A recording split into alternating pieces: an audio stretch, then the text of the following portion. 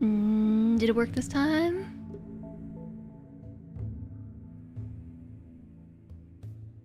I guess it did. All right.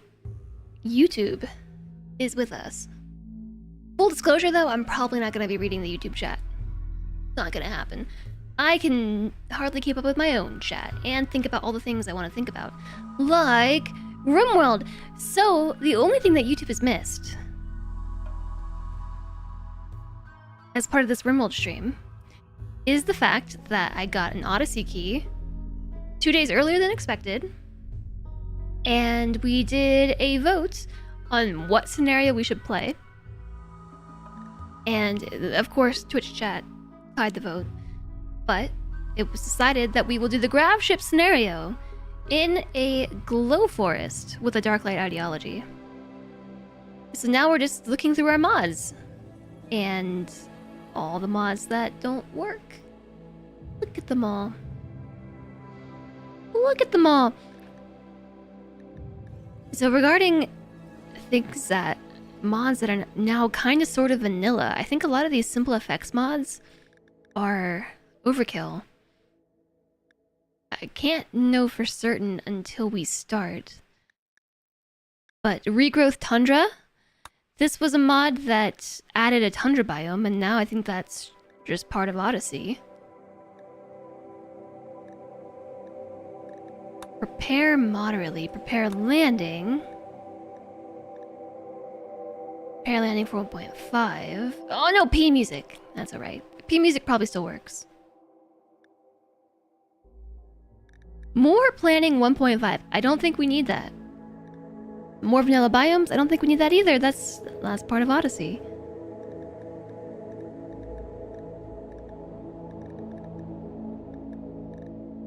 Geological landforms is kind of an Odyssey thing now. Should we grab any of these other mods? The very few that are updated? Hey, music!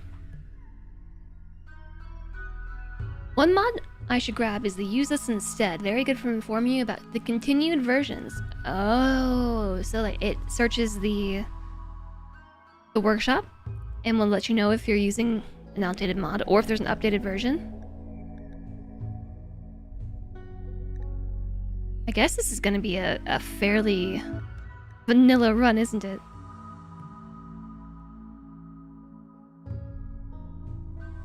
The devs see me too. I had to reach out and request a key, but I got it very quickly.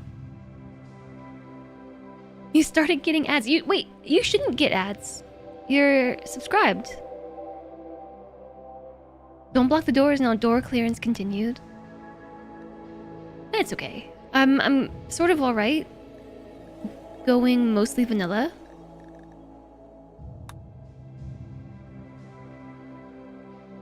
Is no default shelf storage still needed? I'm gonna guess it is because there's a 1.6 version.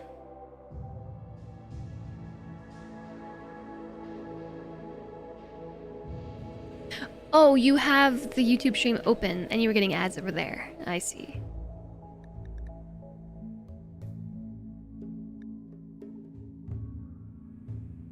I'm gonna take this off actually. I'm curious what map preview looks like now, but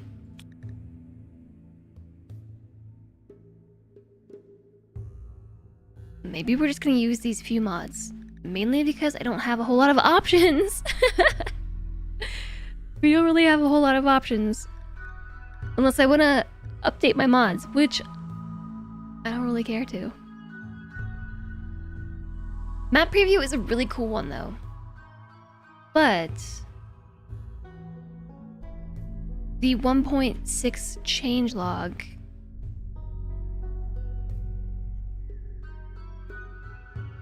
mentioned, was it 1.6 change? Oh, sorry, that was me. Gosh, that spooked me. That spooked me so bad. Rivers, mountains, caves, and coasts are now considered map features, which will show in the tile inspect pane and information window on the world map. Nope, I'm still gonna use map preview. All right, map preview.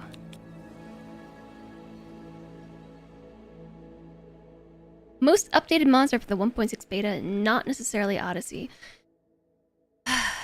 Yeah.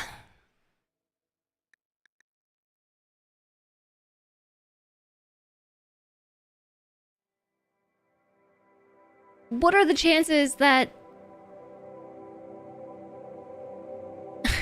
I am scaring myself again with strange noises, but also concern over breaking my game file.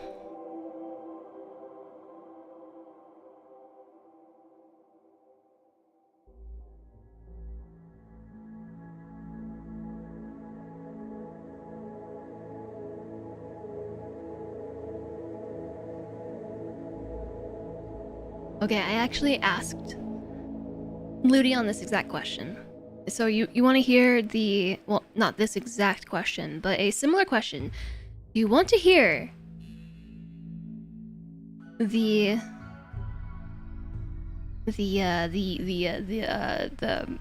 word? The words which are hard? Okay. Beta branch 1.6 saves will be compatible with 1.6 once it releases. If you have started a 1.6 save already and enable Odyssey on top of it, everything should work except for new biomes. So it's recommended to start a new, fresh 1.6 save along with Odyssey enabled at the start. However, a 1.5 save with Odyssey enabled will be funky. That has nothing to do with mods. Okay? But that's from Ludion themselves.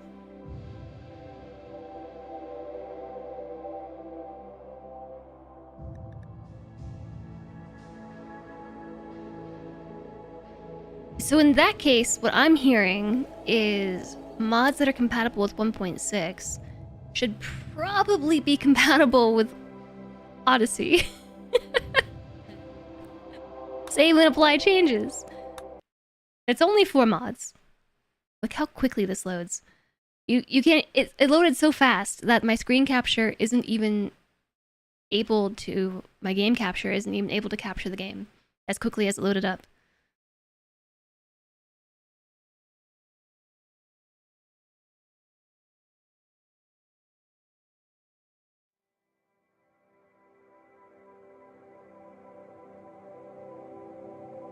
Extrapolated, it has extra stuff on top of 1.6. World save is compatible, but some things are new and therefore untested for mods.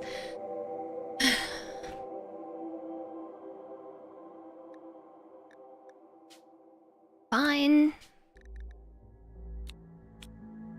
I'll take off.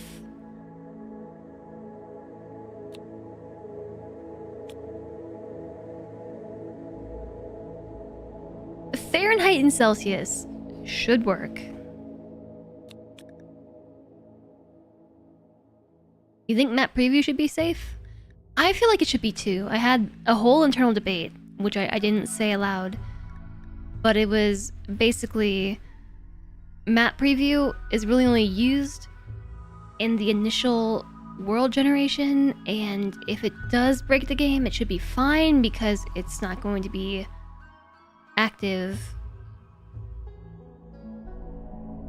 after the fact. Okay, you want to just risk it? Let's just risk it. I won't use RimHUD.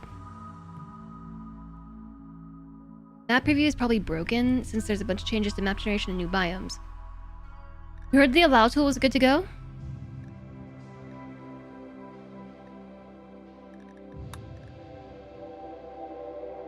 I don't even have 1.6 allow tool.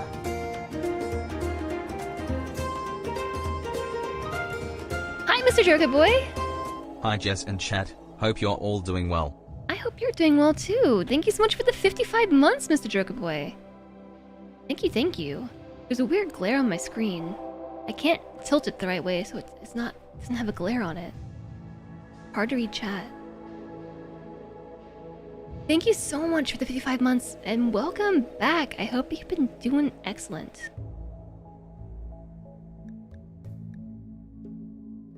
Yeah, I saw the 1.6 too. Oh, I can't decide. Fine, I'm going completely vanilla, but we're adding P music. Okay? Okay.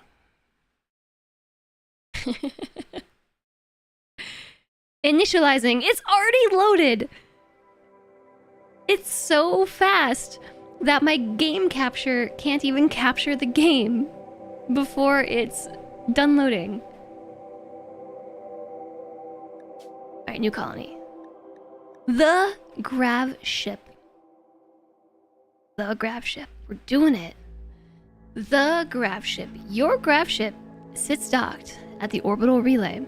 As your crew begins to salvage the equipment, you realize that this isn't ancient human tech. It's a mechanoid beacon. The relay crackles to life and broadcasts its war alert to a distant mech hive. They're hunting you now, and will eventually find you wherever you go. Note, this is a difficult scenario and is not recommended for new players. I don't know if we should play then. Alright, we start with 3 people. We start with the research of basic grav tech. We start with biofuel refining research. And we have chem fuel, wood, packaged survival meals times 60. We have medicine components, 40 components. An auto pistol, a machine pistol, a steel breach axe, and 350 steel. The map is scattered with 300 silver, 500 steel, and 400 grav light panels? Hi, Ella! Nice to see you. So in the crash in this scenario, we start with 30 components. Which Explorer starts with 30 components. So this actually is a considerable amount of extra components. I don't know why my screen is doing this. Like, is it just old now? You know what I'm talking about? Like, some of these older screens, if you tilt them a certain way, they have kind of a glare on them. And it's sort of difficult to read the text. Is that what's happening? Is it just old?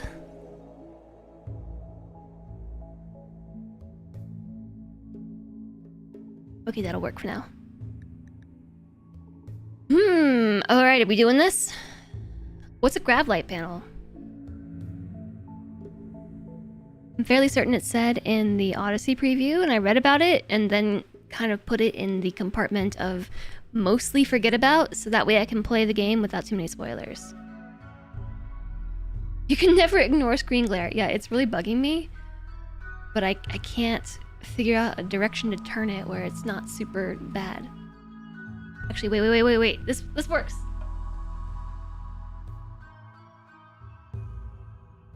It's awkwardly positioned, but now it's not glaring. If I go to light mode, I'll barely notice the glare. This is the first new resource for building grav ship extensions.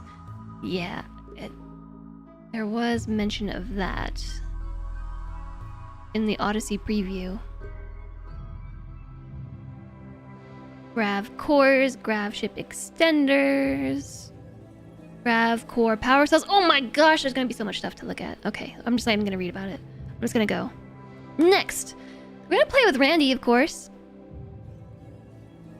And the request was to play on an easier difficulty so we can really explore the content without too much difficulty. Adventure story is gonna be too easy. Experienced remote players who want some breathing room to pursue funny or weird goals. Strive to survive. Experienced players who want a rough story requiring skill to survive. Yeah, okay. Classic rando. I have already figured out what my RimWorld hot potato what's the word? Goal. I'm completely like having a brain fart on all words related to charity streams. Incentive. I have already figured out what my hot potato incentives are gonna be. And it might have something to do with Randy. You might have to drop to community builder for your Odyssey goal. What's your Odyssey goal? I'm worried that adventure story is gonna be too easy. Oh, you're doing an arc? Yeah, yeah, okay. Having to support that many animals? Yeah, that'd be tough. Alright, Randy Random, strive to survive. Classic. Reload anytime. Classic. Bow tie. 100% world coverage. What should our seed be? Seed B? And we're just gonna go all in a regular old generation. At 100%. I've got one mod. Oh, I forgot to turn off Harmony. You think I should turn off Harmony? It's too late now. A breeding pair of every animal, Alpha Thrumbo, Hive Queen, and one of every pawn xenotype as a colonist. That's tough.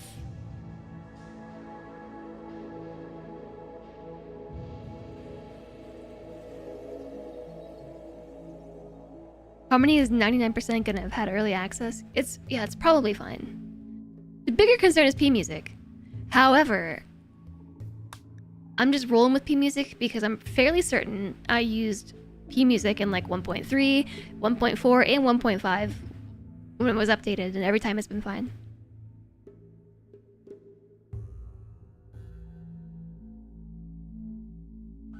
Choose your ideology. What should your starting colonists believe? These beliefs affect gameplay and visuals. You'll be able to recruit others to your beliefs or take on their beliefs. No, we're definitely going with ideology, because we're going to do a Darklight colony. The only thing is, I have never done a fixed ideology.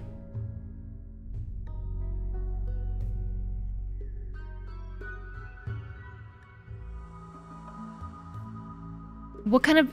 Should we do a blindness cult or dark humans? You watch a little YouTube content and they were using P Music with no issue. That's what I mean. Like I used P Music ahead of its update for I think almost every version of RimWorld.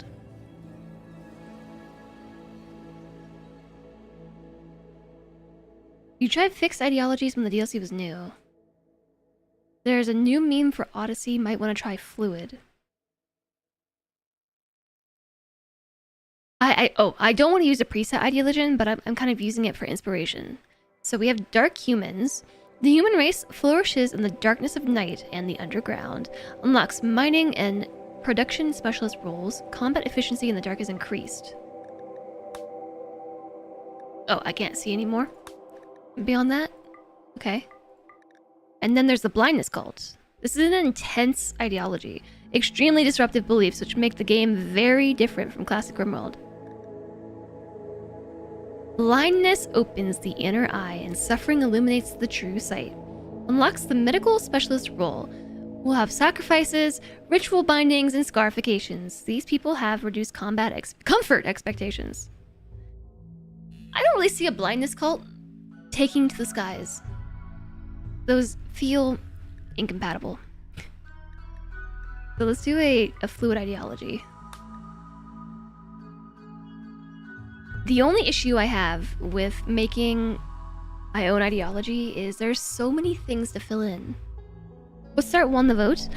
The Grav ship start and a Glow Forest Darklight colony. Both tied, so we're doing both. Agreed? Yeah, it just doesn't seem like they go together.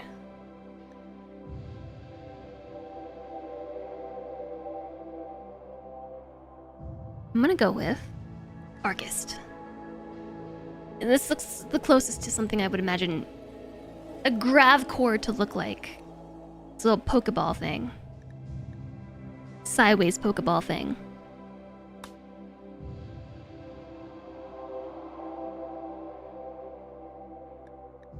There's no gap here, or here, between human primacy, nature primacy, and female supremacy and male supremacy. Is it supposed to be like that? I think it's supposed to be like that. So, our starting memes. We can't even see the Odyssey memes at the... Oh, shipborne. Humans were destined to live among the stars. Required precepts. Indoors preferred. They don't mind nutrient paste. Temperature tough. Space habitat preferred. Conflicting traits undergrounder.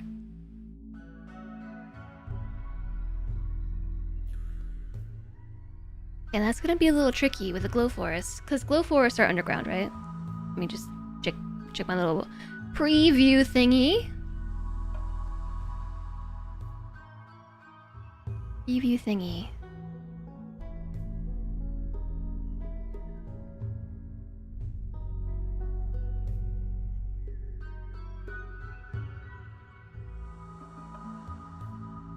It just says, beneath the sulfur-choked skies, the world glows with bioluminescent fungal light.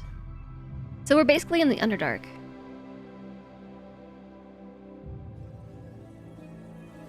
Yeah, we're doing a glow forest.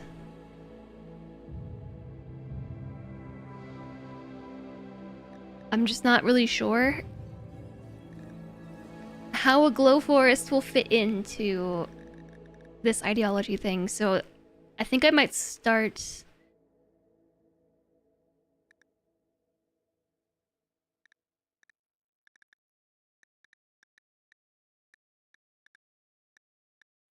I thought there were more memes than this.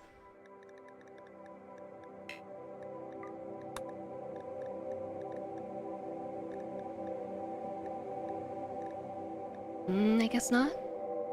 Nature or high life could make sense.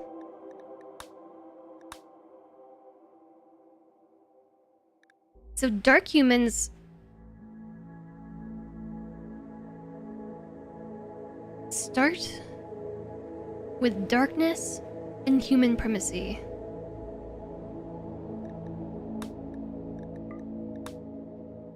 But darkness is not a thing here. So I guess that must come later. Yeah, we can't pick a T3 meme for a fluid start.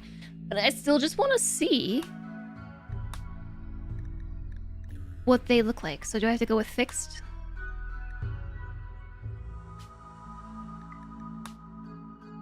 Here we go. High impact, darkness, and tunnelers. Bright light burns and destroys, darkness nourishes and creates. People ought to live in darkness. Lighting, dark light preferred. Combat and darkness preferred, and the eclipse is beautiful. It unlocks the mining specialist. And then we have the tunneler meme as well.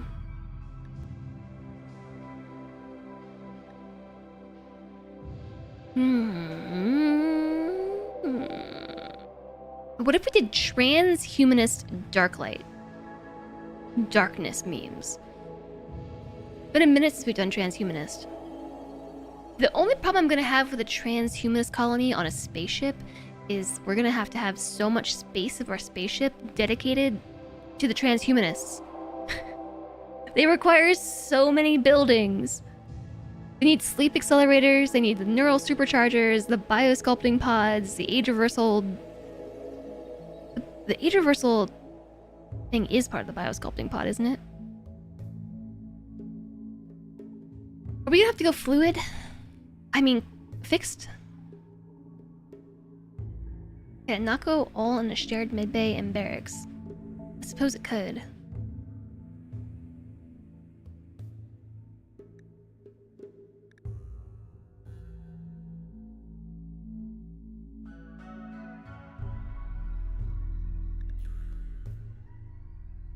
What if we started as transhumanists and as we develop our ideology, the lifestyle of living in the glow forest teaches our colonists that darkness is the way, and that is how we can fluid into a darkness meme without having to start with a fixed ideology.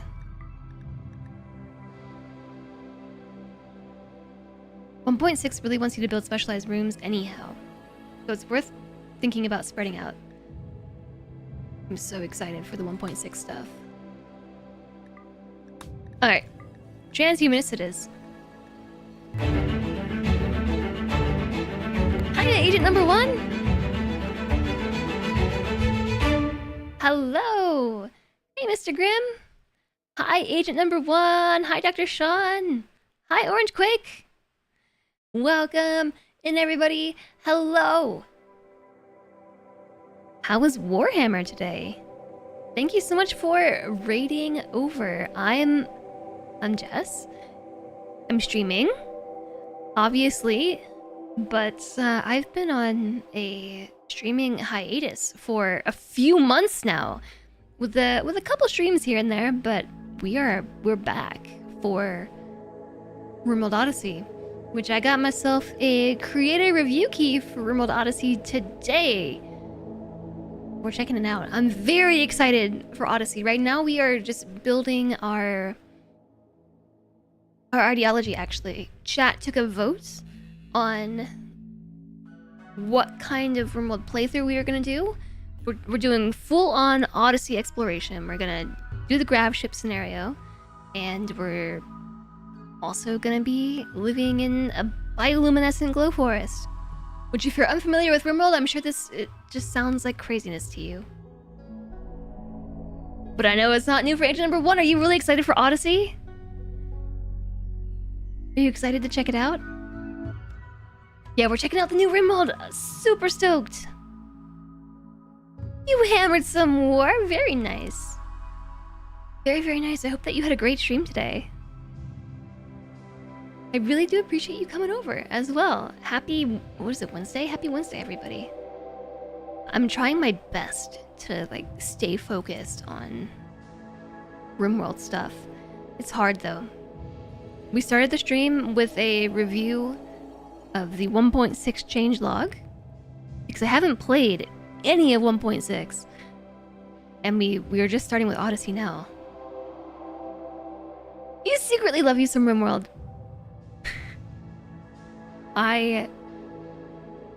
When I said that I decided to come back to streaming, a huge reason was actually for RimWorld. Like, I'm so stoked for the Odyssey update. It was like, I gotta stream it. If I'm gonna play RimWorld, I have to stream it. This is a game that I picked up and learned how to play on stream. I've pretty much only played RimWorld on stream, so I can't play it by myself. It just doesn't feel right. So we're back for Odyssey. I hope your stream was excellent today. I really do appreciate you all coming over. Thanks for thinking about us.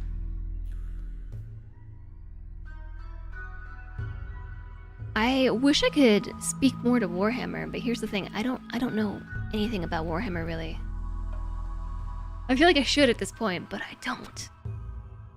So we started with the grav ship scenario, and now we are trying to develop our ideology. We've been bouncing around a little bit, trying to decide what we're going to play. Especially because I really want to make a Darklight colony. Some Darklight loving space goers. So transhumanist, right? Human progress means merging with technology. I think this makes sense. This makes sense, you know? Like, if we're gonna make spaceships, make grav ships, and travel the world, it would make sense that we're transhumanists. I'm not really sure how we would do Darklight loving spacefarers. I'm a little concerned about that, but we can figure it out.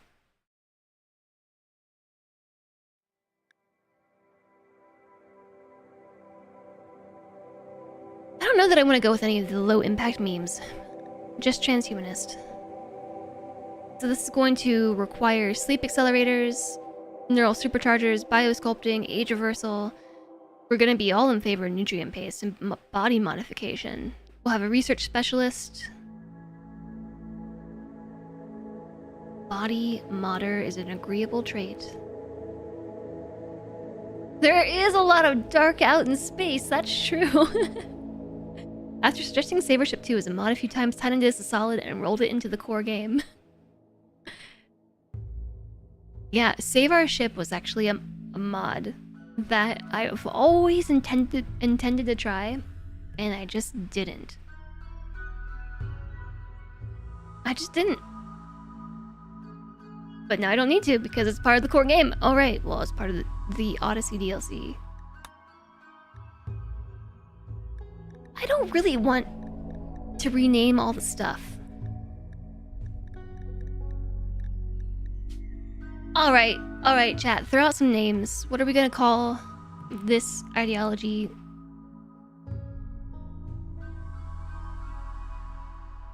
It was overpowered anyway. You're looking forward to a dev balanced experience. Me too. What are we gonna call this? We need names. We need an ideology name. We need adjectives and nouns. Probably some names for roles and rituals. Chonk's Odyssey. Aw, rip Mr. Chonky. The Blinkies.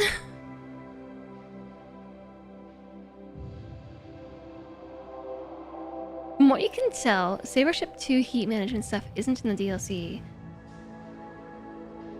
Along with some other things, so definitely space for Sabership 3! Jess-tasticism. Oh no! I forgot to snooze the mod. The ads. I forgot to snooze the ads! All our poor raiders coming in here.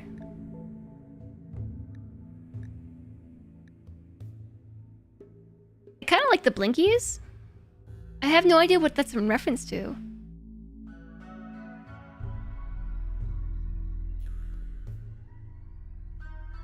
The Potato Voyager. Because it's dark.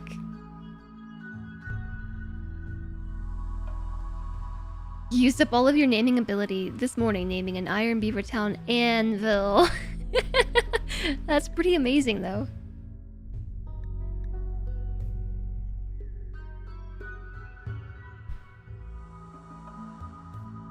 Potato Voyager.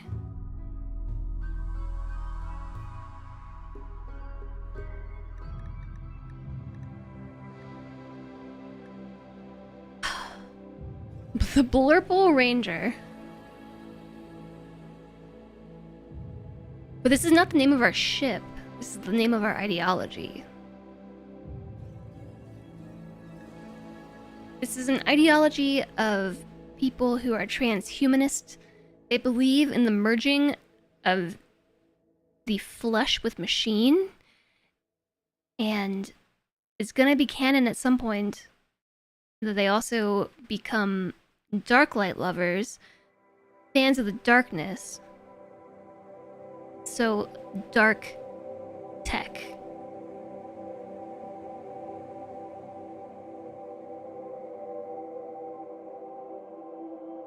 You were rather proud of yourself. Yeah, that is a great name. Naming the colony and ship do happen in game 2, like the colony and tile before. Though in separate pop-ups. Yeah, I know. What was the distinguishment that I made?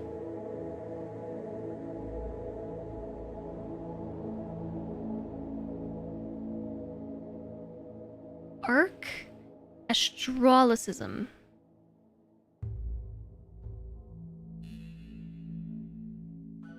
I feel like we should put dark, or like darkness, into the title.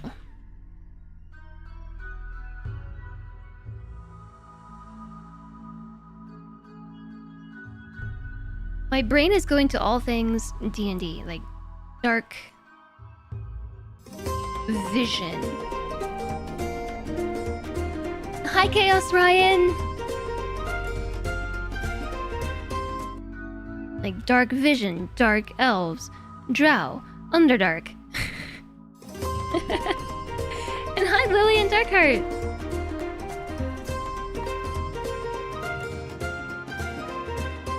Hi, Jess. Hope you're having a great day so far.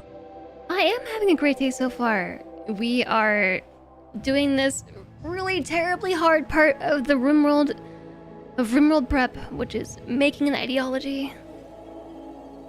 I love it and hate it at the same time because it's so involved.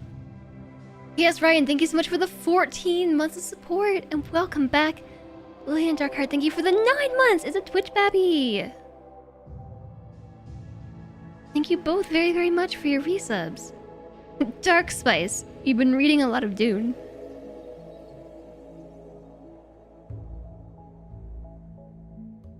I have not been reading a lot of Dune. I don't hate Dark Spice.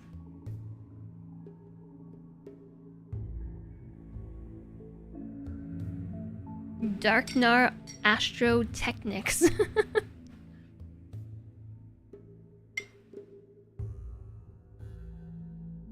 Your brain keeps going dark crystal.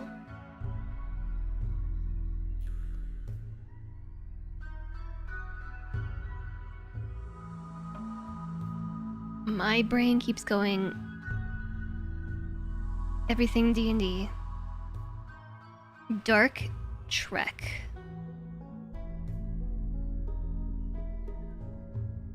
Ooh, I kind of like that. I like the symmetry of it.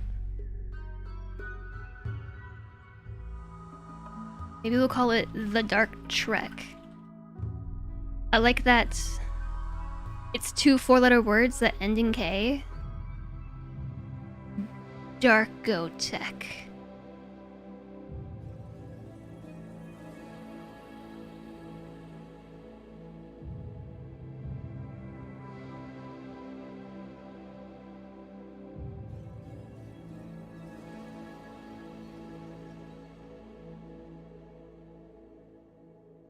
Okay. I kind of like that too, Cody. Maybe we could go, like, dark? Dark Technist. Instead of arc, we can go dark. We could even spell it like this, dark.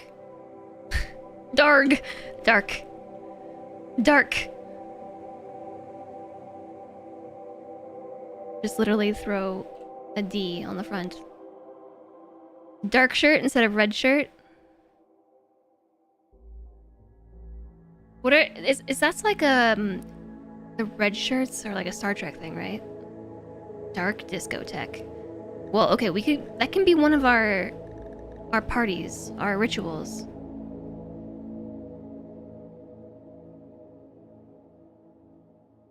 And our ritual room?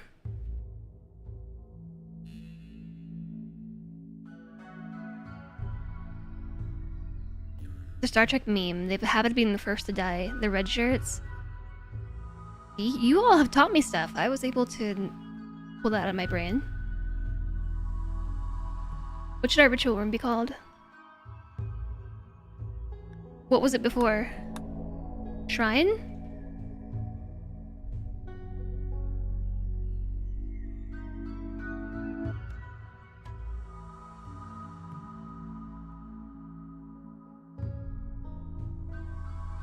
What is... You know in Myst?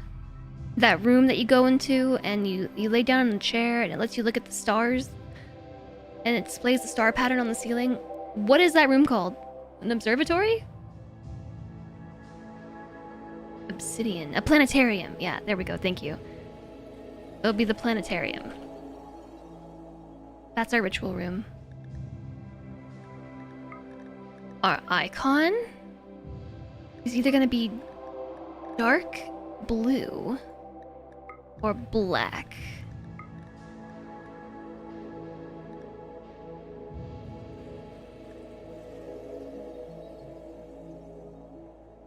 Obsidian.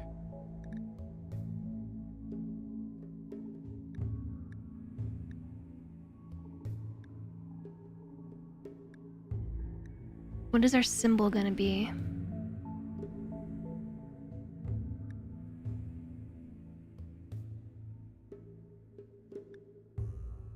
Do any of these feel particularly spacey? I like this one, the cloud with the finger pointing down from the sky. That one's silly. I feel like some of these are new.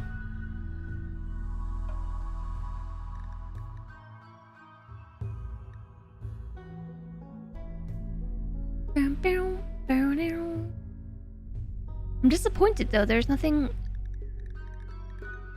that resembles stars or like planets.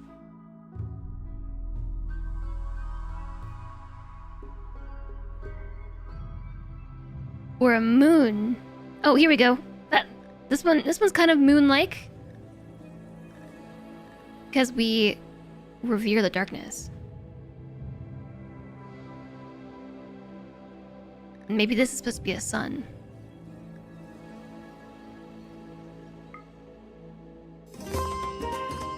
Hey, Lennox! Whew. Jess. Jez jam Jess go go Jez hype Jez arrive Jez boop happy 23 months and it's wonderful to see you.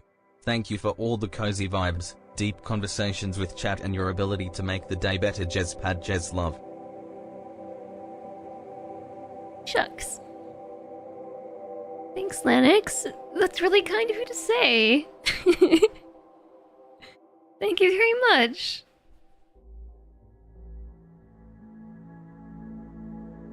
Aw, jeez. Making me blush over here. Thank you so much for the 23 months and the 15-month streak. Happy 23 months to you as well. Didn't mean to get me in the feels today, but you got me in the feels a little bit. Just like, right there. Right in the feels.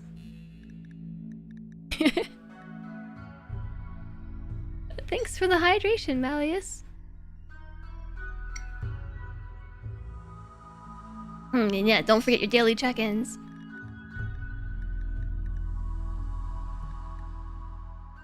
Alright, rituals. The dark discotheque. That's gonna be our dance party. Dark discotheque. Disco... Isn't discotheque spelled like tech with a Q? Discotheque? Go tech. I don't know how to spell discotheque. And I feel like it's not spelled with it like this.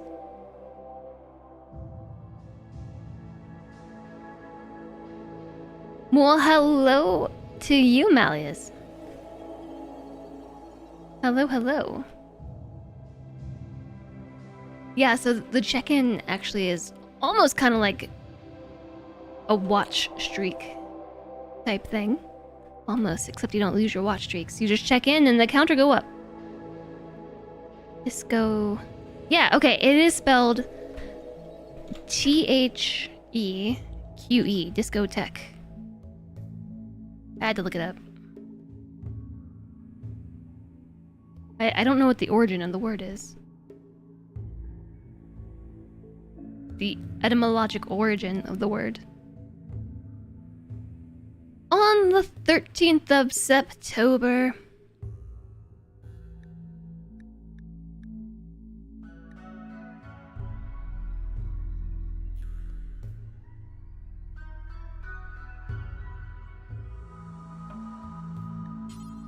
Maybe we'll do the 5th of September. So you can remember the 5th of September. Probably French. Non-English. You've gotten the design down for the table runner you're making for us, and it looks like it looks really good considering the pattern seems off. It just means it's handmade and beautiful. The pattern will be perfect because you made it.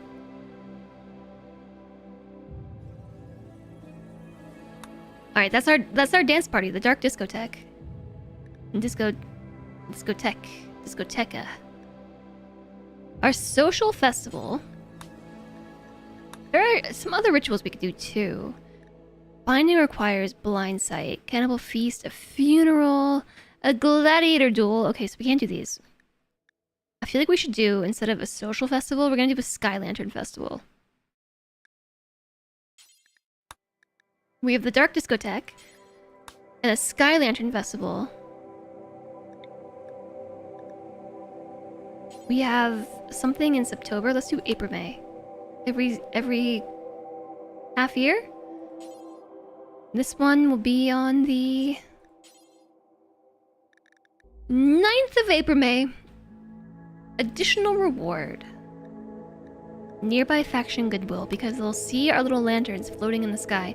I haven't landed on a name for that yet, but I wanted to change the additional reward for this. Discover an ancient complex. Recharge sci-focus. Or random recruit.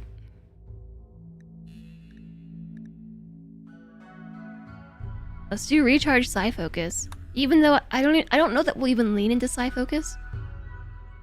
I'm just thinking if we have a dance party and it's like super epic, we can recharge all of our metaphorical spoons in the process. And so it's just sci-focus in this case, but really, it's our spoons. So the Jubilee of Augmentation. This is the Sky Lantern Festival, which will give us nearby faction goodwill.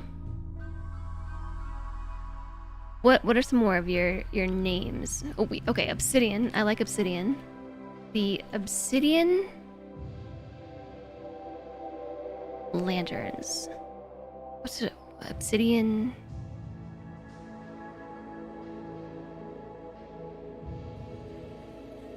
Obsidian Lanterns. Obsidian.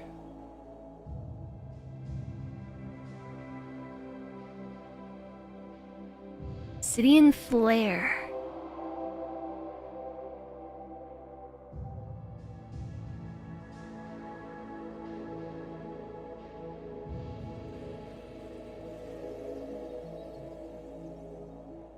Vanta Manta. I definitely don't get that reference.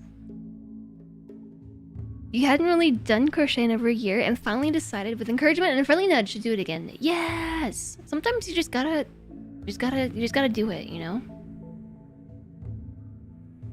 Obsidian Lanterns. It's a super black coating with total hemispherical reflectance below 1% in the visible spectrum. And Manta rhymes. Nerd.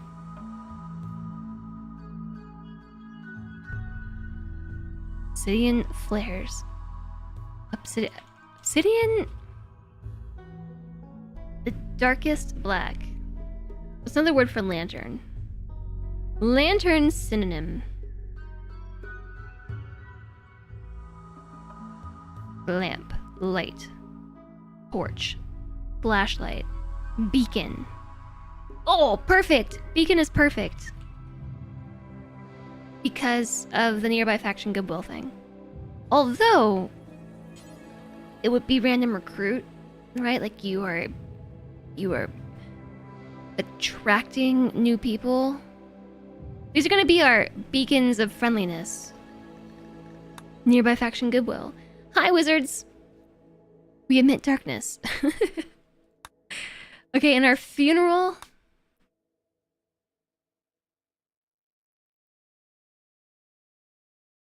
Okay, this is totally just ripping off a game, but The Long Dark. We're just ripping off a game title there, but...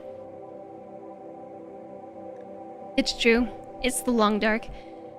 Now, what is our leader gonna be called?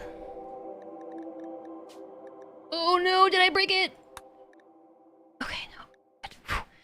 We have the Dark Technist. Maybe I should put like a little comma on it, an apostrophe. Because it started with the Arc Technist and the Arco Technic. Was it Arc-O Technist or was it Arc Technist? I think it was Arc-O Technist. Now it's the Dark. It renamed my stuff. A Long Dark.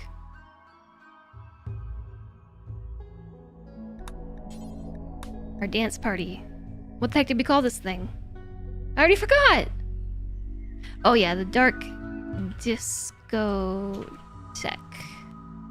On the 5th of September. And the Sky Lantern Festival was the beacon. Obsidian Beacon.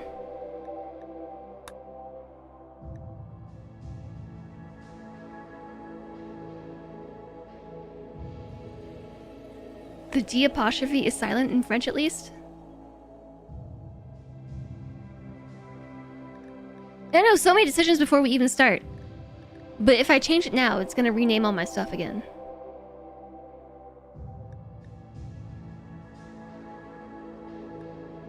Alright, our leader.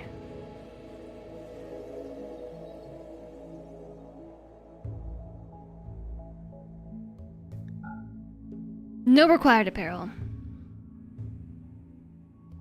How are you doing, wizards? It's nice to see you. Alright, I'm tapped out. What are some leader names?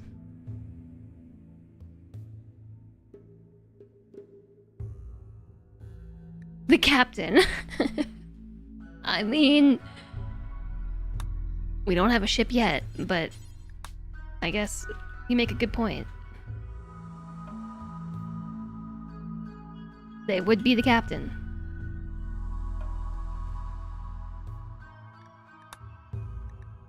Our moral guide. No required apparel.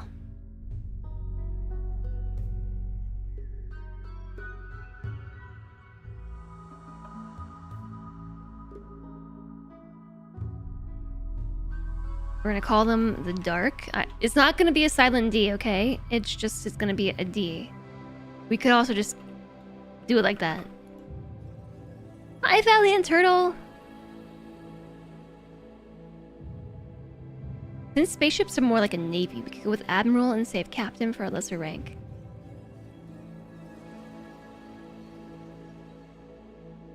I thought the captain of the ship is the most important person. Or is it the captain of the ship, Admiral of the Navy? We only have one ship.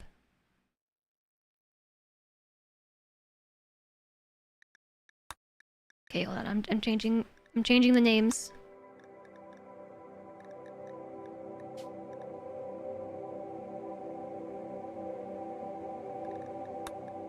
And then I gotta rename everything again. The Long Dark. I think this was the... What did we call this? The Dark Discotheque. We just have to call it Dark. And the Sky Lantern Festival was the Obsidian Beacon. Stop changing my name. The Arctic Haxer. I didn't know Lex was here.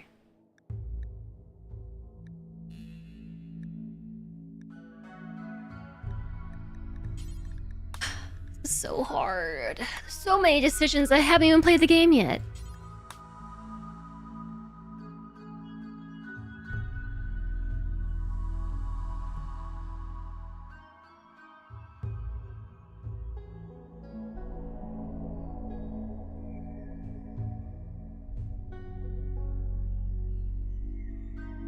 Hi, Toby continued. Can you click the little lock next to the name when you edit it to keep it from changing? Can you do that? Yeah. I didn't even see that there was a lock there. Good call. Whoa. Imagine that. Okay, we're down to the last 3 things. We have the Dark Trek, which, by the way, if we're doing this, it has to be the Dark Trek.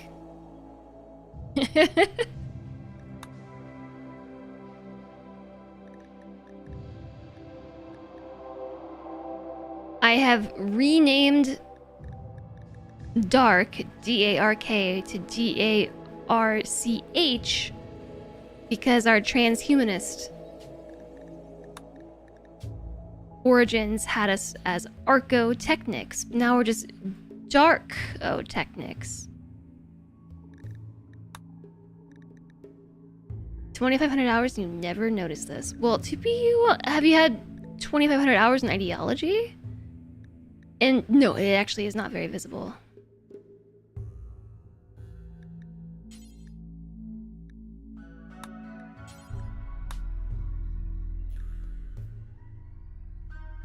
Darkonic Shrine.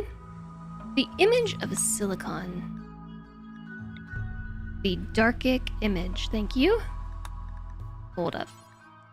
Block that. Block that too.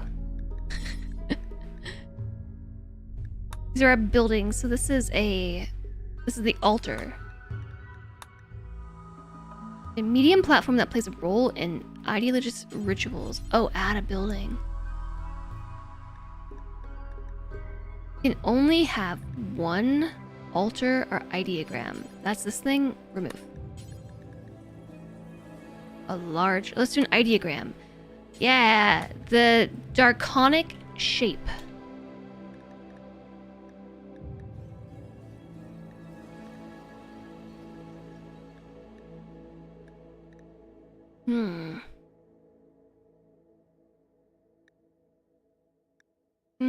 I don't know which one to go with.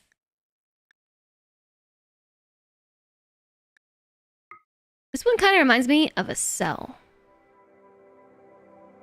Not a cell, like a molecule. Oh my gosh, my chemistry is failing me.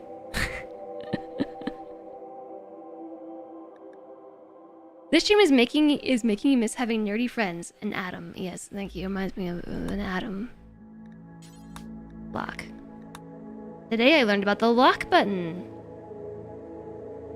Thanks, Toby.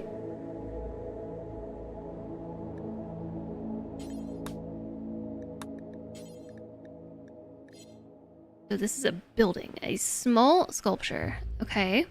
We have an ideogram, some small sculptures. We could do a different ritual seat.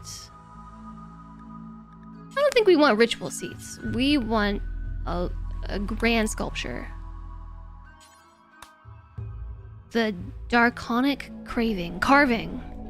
Okay, well, I'm definitely gonna call it the craving now.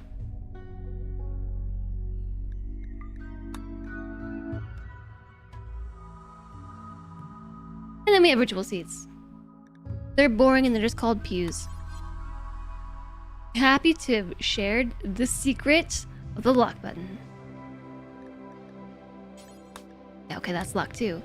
We have ads coming again and we're still doing this? We're not even gonna be able to get into the game today at this rate. This is a relic made from plasteel. The arc speaker, it's the dark speaker. This was the right choice.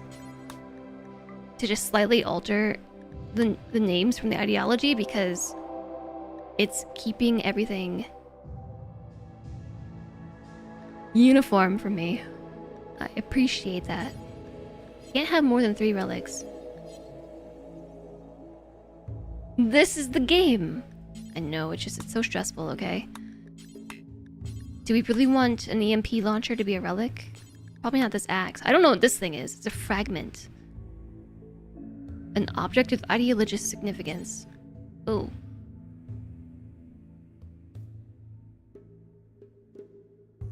Day 1 of playing RimWorld is this usually. It's nuts, right? Do a plasma sword. Boar light!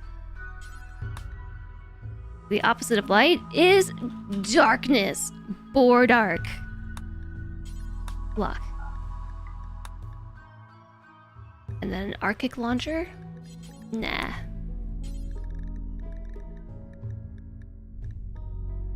My Mega Sloth is in the way at the bottom of my screen.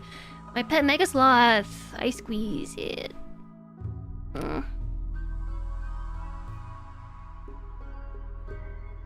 I love this little guy. Look how cute it is. Look at this little face. Dark Speaker could be a fragment of the ancient generation ship that our ancestors first traveled the cosmos in. We're only gonna have 2 relics? I feel like we need 3 because of the rules of 3. How about the cube?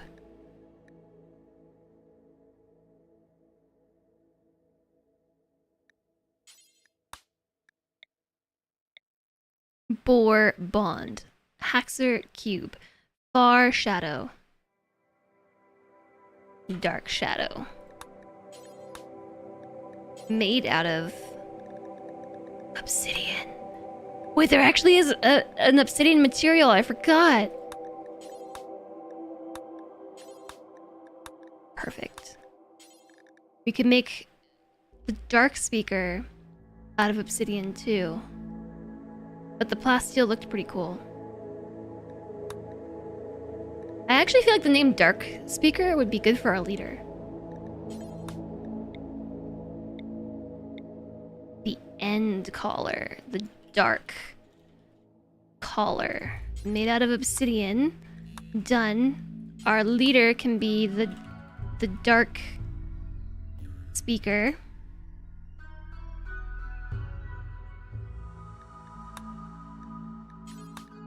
I can't lock this one. Our moral guide.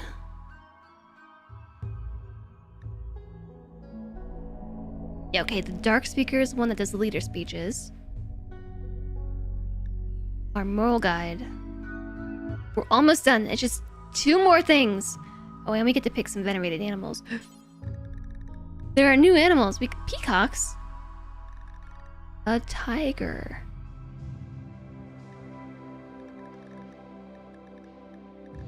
Okay, we'll come back to that. Alright, chat. What are some good moral guide names?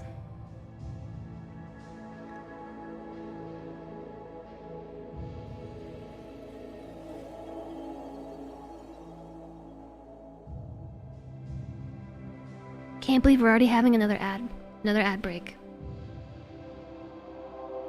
They convert, they counsel, they reassure. Keeper of manuals. That's our research specialist. Oni Wan or Obi Oni. The librarian. Ooh, the dark scryer. That's definitely our research specialist. Love it.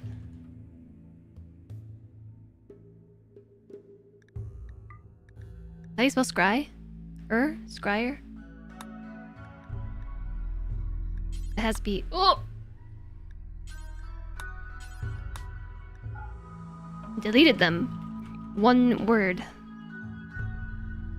Dark scryer. So you're gonna steal some 40k titles? Yeah, where's H number 1? With our 40k names.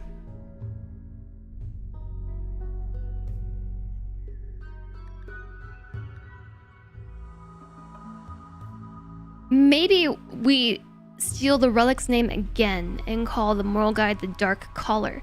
Then we can have the Dark Speaker, the Dark Caller, and the Dark Scryer, and it's gonna be extremely confusing. Dark Tender, the Dark Bartender.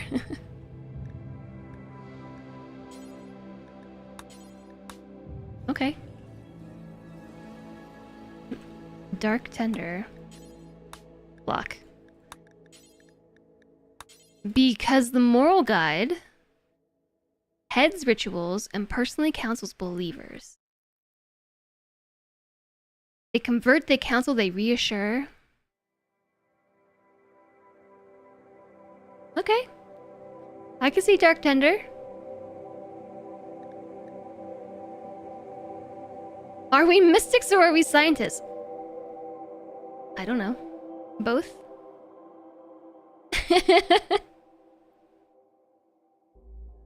Hi, Roll. How goes Odyssey? It's nice to see you. We're knee deep in ideologian baking. Fabricator General. Any sufficiently advanced technology is indistinguishable from magic. I like how you're thinking.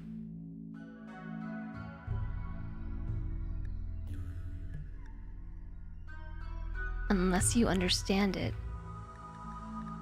Right now we are a transhumanist ideology with the intention of eventually becoming the worshippers of the dark. But our name suggests we are already worshippers of the dark.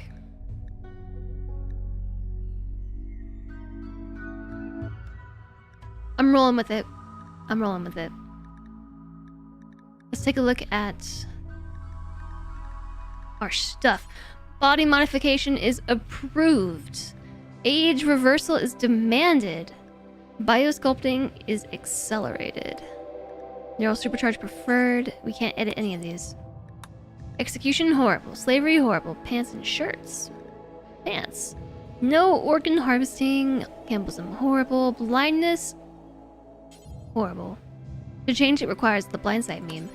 Corpses are ugly. Fungus is despised. Diversity of thought neutral. eco-neutral. Insect meat despised. We don't mind nutrient-based. Scarification is horrible. Okay, this is all pretty standard. Free physical love. Okay, I have one more thing I wanted to peek at, which is the glow forest.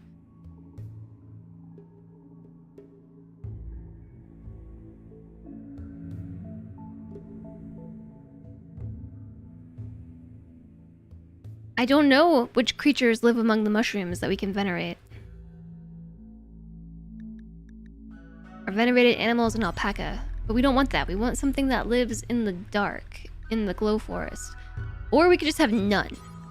No venerated animals. We can add that later.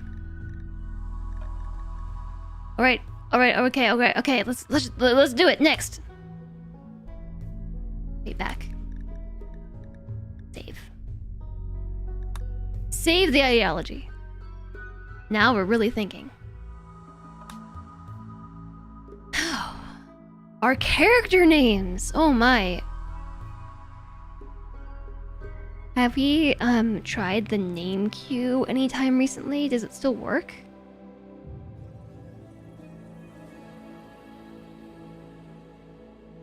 For a spacefaring group, you think no animals at the start makes sense. Yeah, okay, so to enter the name raffle, it's !join. And I will pull names from the bots raffle. From the bots raffle queue. This is Donner's the human computer. What does it mean to be a human computer? Donner's turned out to have an excellent memory and a gift for performing complex calculations in her head. An industrial world dictator decided to employ Donners to keep track of her state's finances and expenditures. Somehow, this gives Donners a +3 to shooting.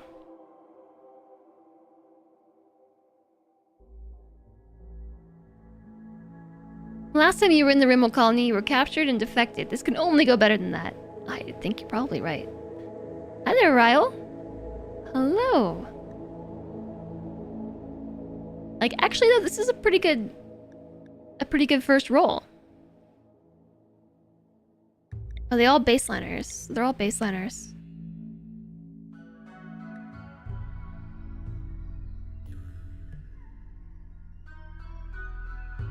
A childhood of coma child is construction -2, mining -2, and social +4.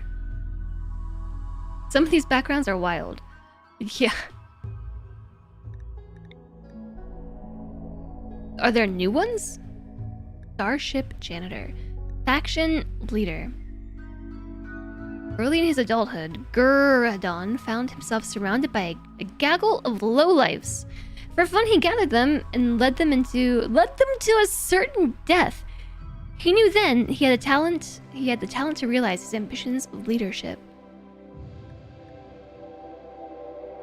Is this really who he... Is there a psychopath? I don't know about this. Thanks for the rich stretch. Linux. I don't know about this chat.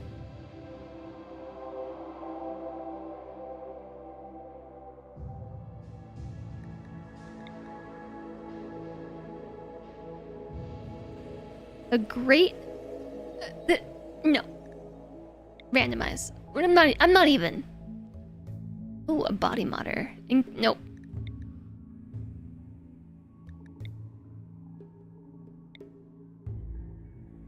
Kind and capable of caring. Makes complete sense. Nervous and violent.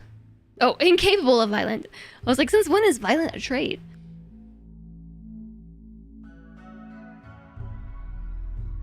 Incapable of violent.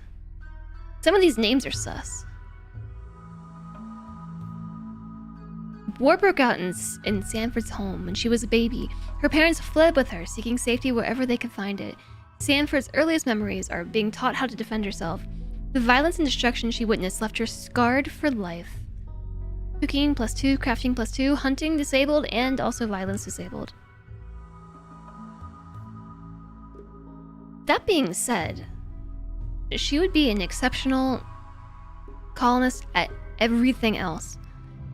Her construction is pretty good off the bat, except she has some injuries with her shoulder and hand, which will affect her manipulation.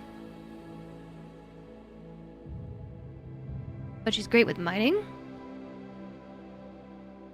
and animals, and crafting. We're body modders, we'll fix it. Alright, we're gonna have an incapable of violence on for fun. Let's re-roll Garrett. I like Donners too. Donners can be our smarty pants, our smarty pie. Maybe they meant village / town by home. The way it was written sounds like war broke out in their literal house. I interpreted it as their home, like their homeland. Who are we looking for? We have one person who can fight, so we need someone else who can fight, and then also a doctor.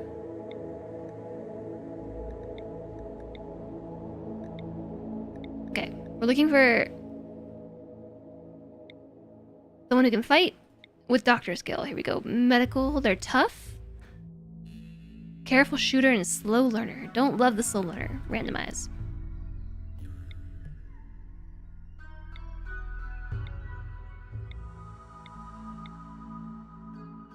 Social of 18. Undergrounder, fast learner.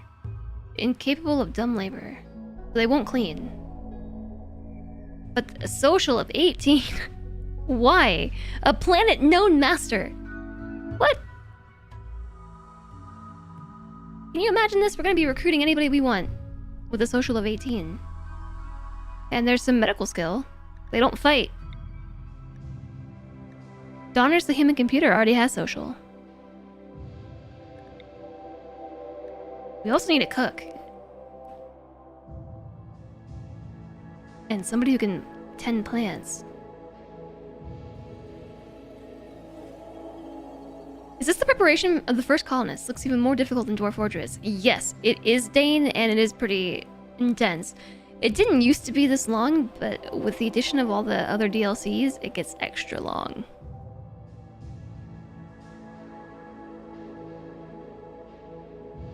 You do wish you could customize what skills you see in the team skills bar. Why no social or crafting? Ideology and biotech make those two really important. They really do. Now my question is, who am I re-rolling?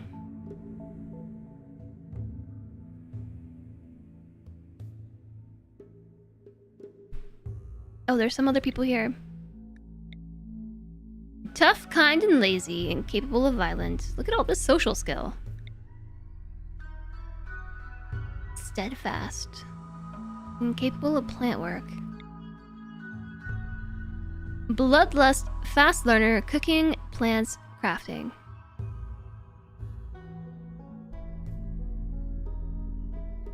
You've heard so much about this game, but you've never seen it? Really, Valiant Turtle? Wow. You've never seen it. I have played this game quite a bit. I'm up to 2,528 hours.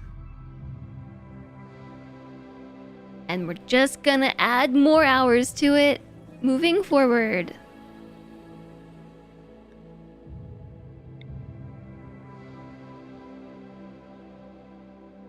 You know what? We're just gonna roll with it. I'm going with Sanford, Cersei, and Donners. Whoa, Jess, you're a pro. Yeah, totes a pro. It's a lot of hours. Yeah, but there's still stuff that I don't know about the game. 2 hours and 50 minutes, still haven't started yet. Well, to be fair, like the first 50 minutes I spent just chatting with chat. But yes, your point still stands. So, did you enter the name queue? Exclamation join, because I'm about to draw some names.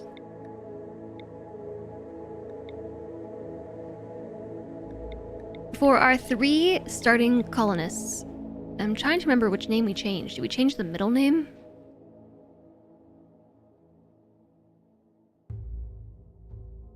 This is displayed at all times. It can be a first or last name. Yeah, we want to change the middle name. You had time to go out, get lunch, and eat it. Well, eat this. I'm picking some names. Our first name is... Flamethrower. Cringer did the same as me. Spend forever building your colony. It happens. Every time. Also, hi, Tyler. Flamethrower, who do you want to be? I just realized we have 3 women. And they're all older, too. 40, 51, and 47.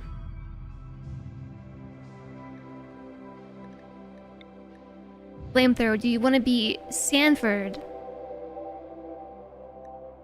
Do you want to be Cersei? Or Donners? I don't know, Flamethrower. You seem like a sociable, intellectual person. You can be our human computer.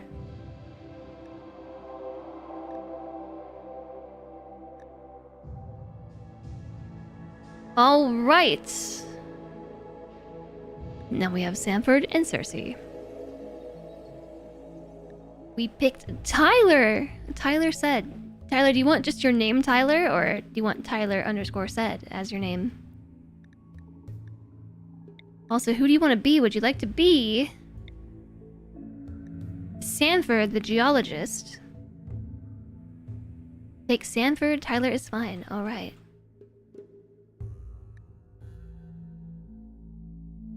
Cool nickname she's got there. I actually really like male-ish nicknames on women. I think they're fun. Or just, generally speaking, male names. Like growing up, one of my good friends, her name was Michael.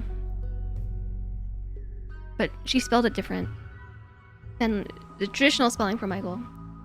It was pretty cool. You met females named Tyler? I have not. That's a name that I haven't seen.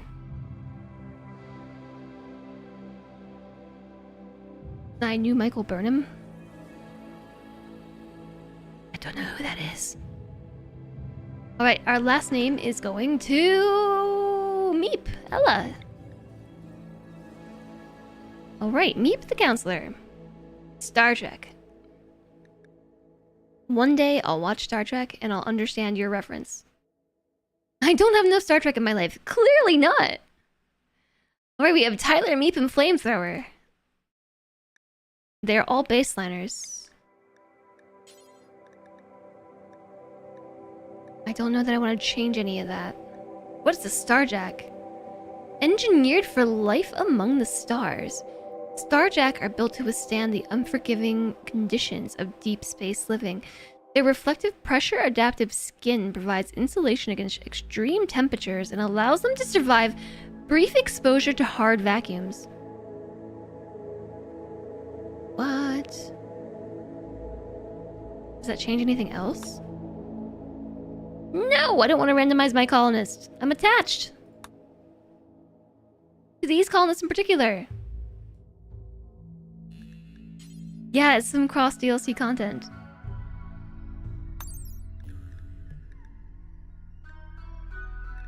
These adaptations make them invaluable for spacewalk repairs and emergency decompression scenarios. Most Starjacks spend their lives beyond planetary gravity, leading to lower muscle mass and reduced physical strength compared to baseline humans. However, their resilience in zero-gravity environments makes them essential for maintaining orbital platforms and working aboard long-haul vessels. As one of humanity's oldest xenotypes, Starjack played a crucial role in the colonization of space. They are a common sight on deep space stations and interstellar ships, where genetic modification is often a more cost-effective solution than upgrading spacecraft to support unaltered human physiology. Well, now, if that's the case, how come we've never heard of Starjack before? where we hear all about RimWorld and all our ships and our RimWorlds and our crash landing on this particular RimWorld, but never have we heard about Starjack. To get the entirety of Star Trek Next Generation is $160. You found a cheap DVD version. Nice.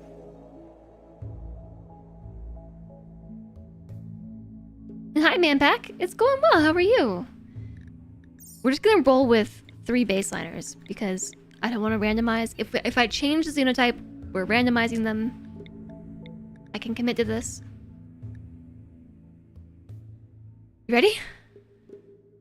You ready? You ready, chat? Let's go. Start!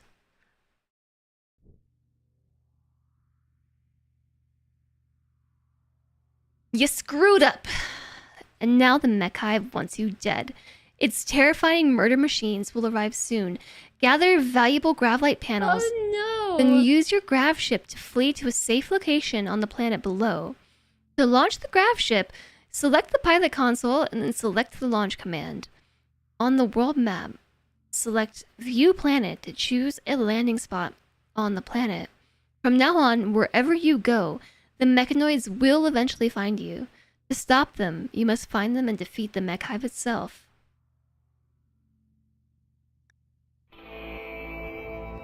What are they wearing? They have all their space clothes on. Look, they have vac suit helmets. And they have vac suits.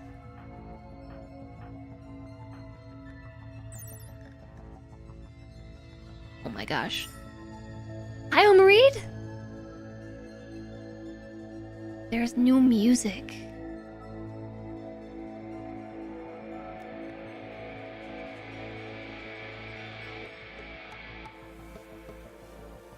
It is me. Hi, hello. Hello, hello. Minus 103 Fahrenheit. My hair still looks glorious. This is my, I took a shower and fell asleep on my hair wet look. Hi, Ginguppy. Checking in. So, the beginning of the scenario, I forget exactly what it said. But basically, we were floating around, living our lives here in space, by the way. We're not in the RimWorld, we're in space. Wow, cool. And we triggered a mech beacon. And that's why the mechanoids want us dead. Thank you for the hydration, Guppy.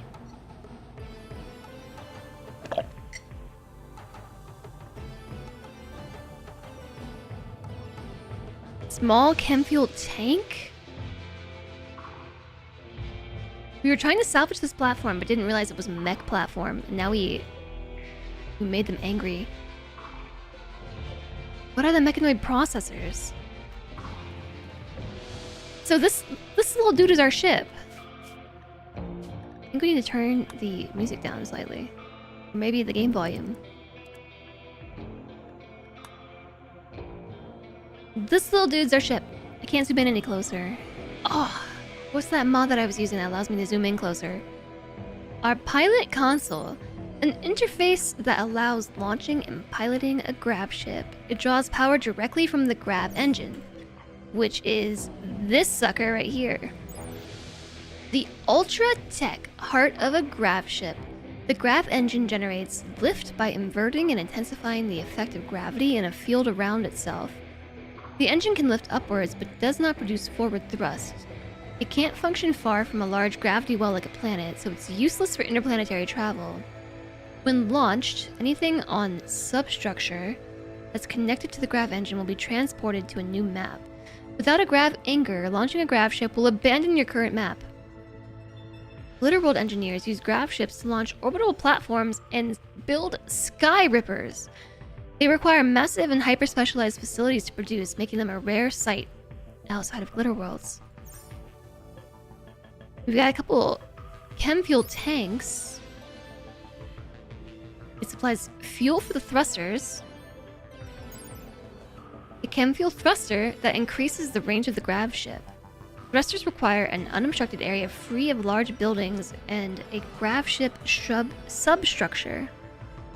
A grav ship can support up to 4 small thrusters. Where do they sleep? Did we make them angry? We did. We did. As if the mechs need any more reason than our colony just existing. Okay, I'm already missing a couple mods. I'm already missing a couple.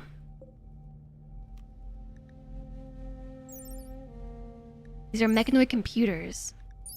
A powerful mechanoid computer, all of these mechanoid processors. This thingy, a mechanoid relay. A node that coordinates signals across a planet-wide mechanoid communication network. The command signals originate at the mech hive, the center of mechanoid intelligence.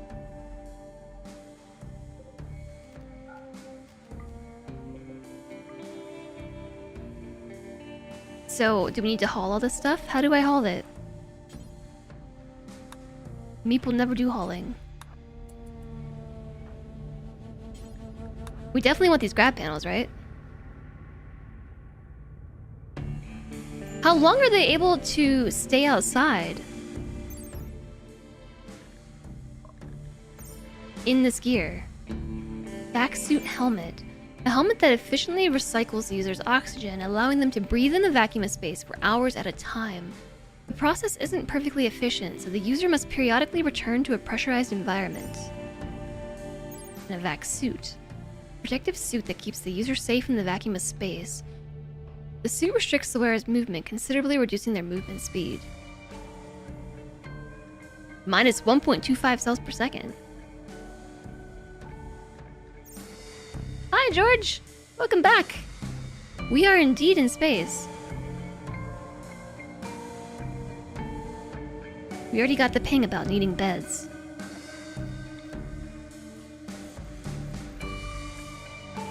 Alright, we have beds.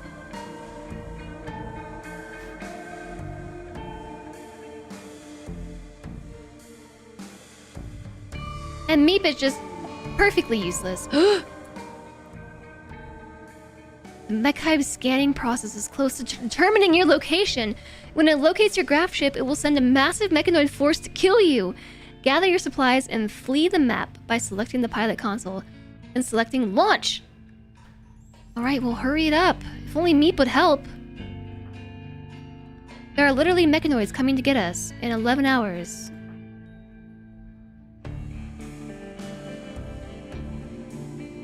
How do they know to haul this stuff?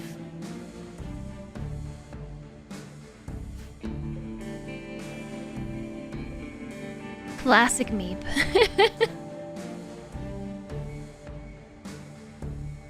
Mechanoid threat 10 hours. But they can't go any faster than this because of the suits. We are scavengers. This is just your average day.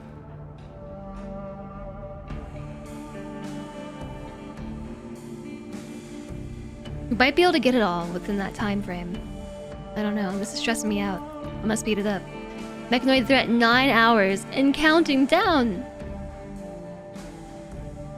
We definitely need that steel though. These are our starting materials. I don't know why they couldn't have started closer though.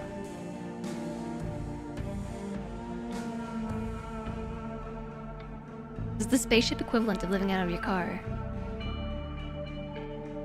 8 hours. Gonna get that silver too, right?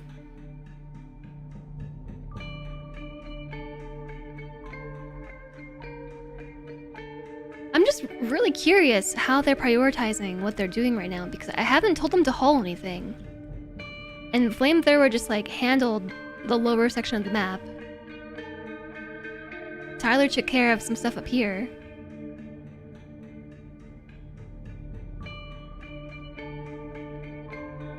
We have 5 hours remaining. I think we got it.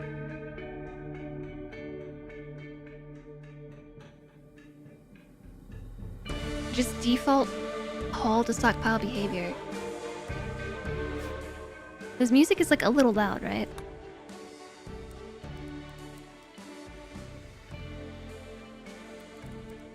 I have no idea what this used to be set to for volume.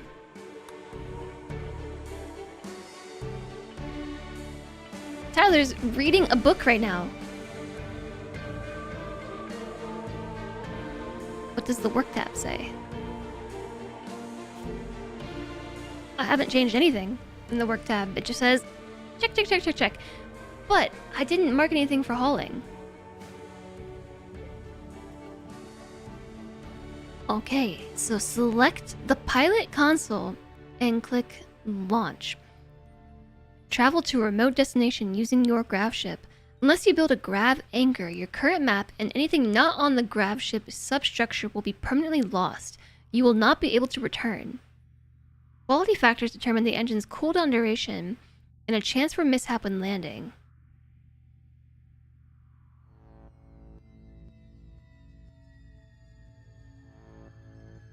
Stuff within range gets hauled automatically, doesn't it? I don't know, sometimes RimWorld is weird. Also, it's not often that I mess with vanilla hauling. I usually use mods that change the hauling behavior. Alright, we have an ad for the next minute.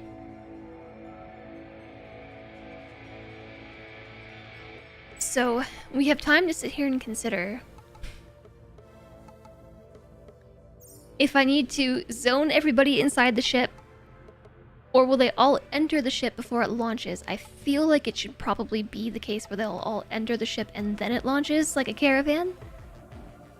We have 500 stored chem fuel, and it costs 10 chem fuel per tile. I assume that means 10 tile traveled?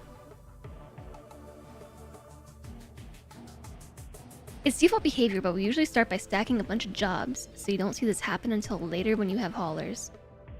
Save and try it. Yeah, I mean, let's save the game. The last RimWorld stream wasn't even February. It was December was the last time I played RimWorld. That checks out. I probably launched it for some reason in February. RimWorld Randy Marathon paid off! Exclamation.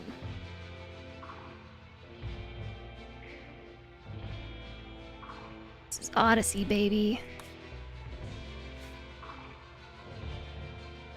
RimWorld Space Potato is gonna be lit. That's a lit potato. Alright, we're gonna launch. Our pilot is Flamethrower, I guess. Our co-pilot is Meep, I guess. And our crew is Tyler, I guess. So they have a piloting ability. Travel to a remote destination using your grav ship. Unless you build a grav anchor, your current map and anything not on the grav ship substructure will be permanently lost. Alright, I'm a bit concerned about this grav ship launch because our expected quality is 29%. We only have one crew member out of 5 to give us a total of 10% quality to this launch. We only have 2 out of 4 thrusters. Fortunately, Flamethrower is a good pilot, 103% piloting ability. I do not know what determines piloting ability. Meep's piloting ability is only 50%. There's a huge difference in quality. It doesn't even matter which role, pilot or co-pilot.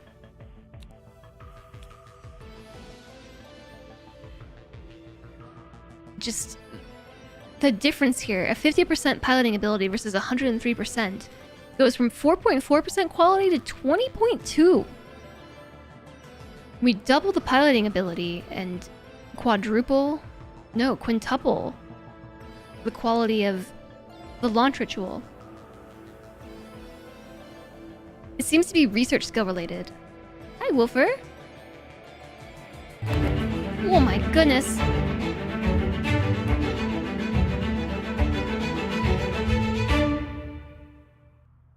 So I turned my headphones up.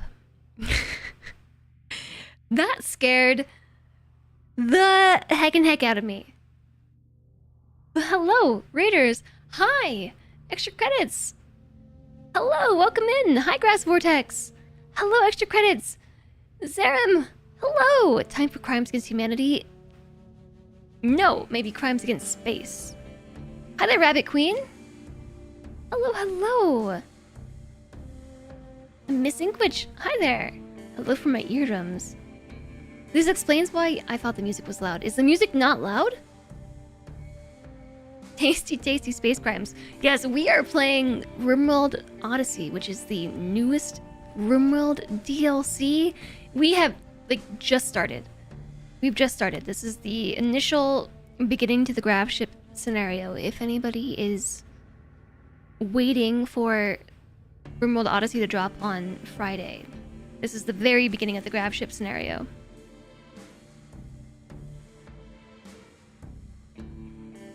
I really hope that you had a great stream today, Extra Credits. Thank you so much for reading over Outer Wilds. Okay. I always get Outer Wilds and the other game confused. Is Outer Wilds the one I'm thinking of? Yes. Outer Wilds is the tiny quirky planets. Okay, yes. Okay, Outer Wilds is a fantastic game. I loved that game. Wilds is the exploration one, Worlds is the RPG. I get them confused constantly. Outer Worlds is space capitalism gone wrong. Kind of like this, maybe. Wow. Were you playing Outer Wilds for the first time today? Or were you revisiting it? Were you playing the new DLC? First time? Okay, let me ask you. Did you know anything about the story going into it? First time you know nothing. That's the perfect way to experience the Outer Wilds. The mods had the swords ready. I'm so glad. I played through the Outer Wilds a few years ago, and I knew nothing about it, not one thing. And me and Salentre, my husband, we played it together. We couch co-opted it, and neither one of us had any spoilers whatsoever, and it was just, it's the best way to experience the game.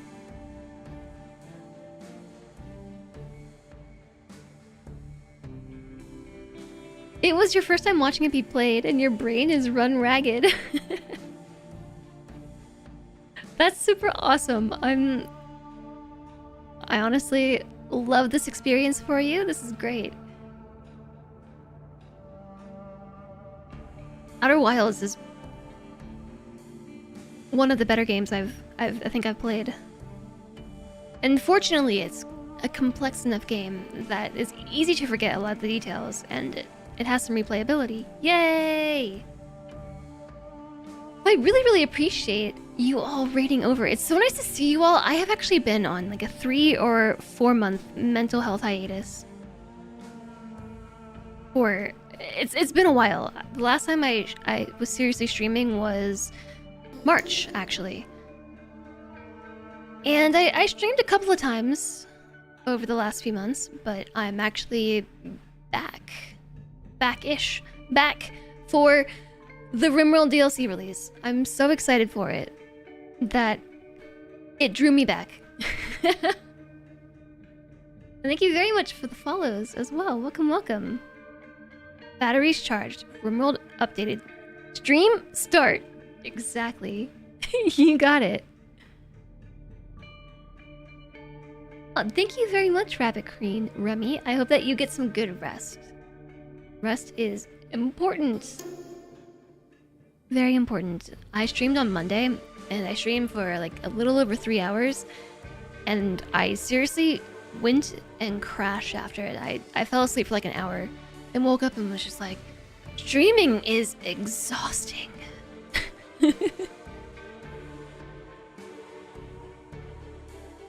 It is. It is.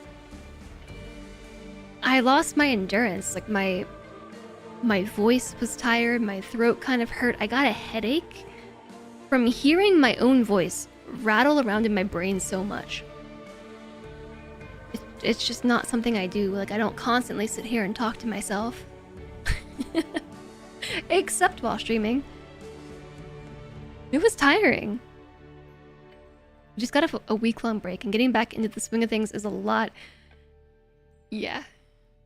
It is. And the most fun part of it has been streaming again and realizing the countless things I haven't fixed from the last time I was streaming, and just like, oh no. All of these things are still broken. How fix? Being perceived is exhausting, and being on stream multiplies that. You know what? You're right. That's a clever way of putting that. Being perceived is exhausting. Yeah, for sure. But the mental health break was really good, and it was important. I'm glad that I had the opportunity to do it, but I was already starting to be over it a little bit, like just over the whole hiatus thing. And then, you know, RimWorld's here now, so we're back. That might just mainly be your autism speaking. Yeah, probably. It's just that neuro-spicy flavor being added to your daily recipe. Exponential existence.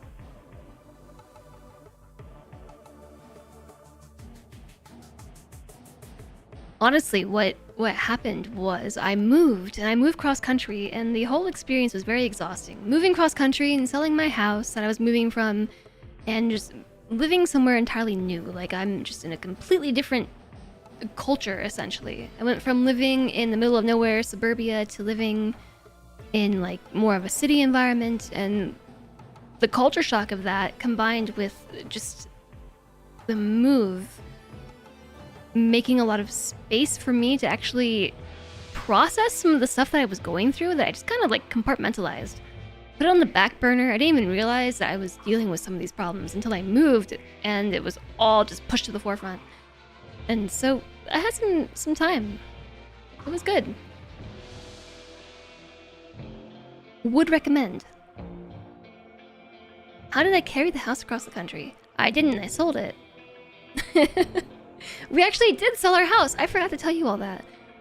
We finally did it. The sale went through. It is exhausting, but I'm really glad to be done with the house too, because we were paying a mortgage and rent at the same time, essentially doubling our housing costs for a few months, and that was no fun. I'm over here like, I hope our house sells soon because I'm not working.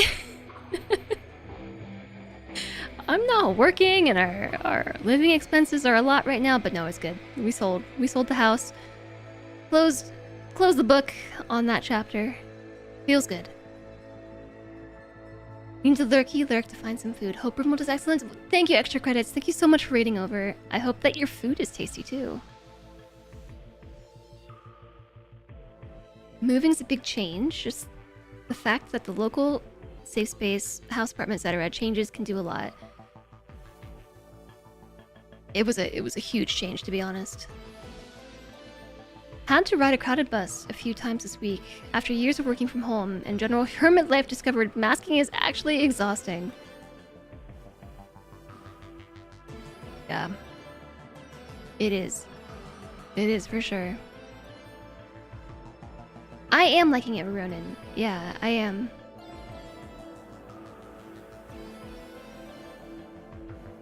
What's like for me the best part about being somewhere that I am now is everything is very walkable. Like, I love the fact that I can walk to the grocery store, I can walk for all of my daily needs, basically. There are still some things we need to drive for, so like we still have a car, but I don't need to drive for most daily tasks, and I love it. I'm so much more active now. And I have to see and talk to people IRL, and kind of a cool experience. I really enjoy living in a place with a more collective culture.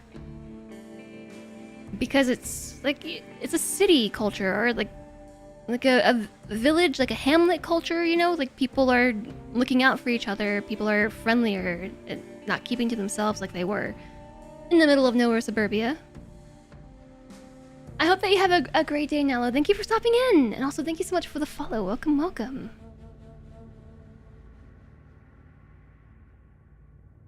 It sounds illegal somehow. Which thing? Walkable grocery stores are amazing. I love it. I love it. Okay. What were we doing here in RimWorld? So we have started up Odyssey, the newest DLC, and we are running RimWorld 1.6 on the beta branch. I confirmed with Ludion today that any saves on the 1.6 beta branch should still be playable once 1.6 is pushed public. So no concerns there. The biggest concerns were running like 1.5 with Odyssey and then trying to switch to 1.6 from there. Let me check my email. What did my email say? 1.6 saves will be compatible when it releases. If you started a 1.6 save already and then enable Odyssey on top of it, everything should work except new biomes. But we don't have to worry about that. We're running 1.6 on the beta branch, and we have Odyssey running. So, huzzah. We picked the grab ship starting scenario, which is the new start and also endgame scenario for RimWorld Odyssey, and we have even made an ideology. Transhumanists that are going to settle in the Glow Forest and become Darklight lovers.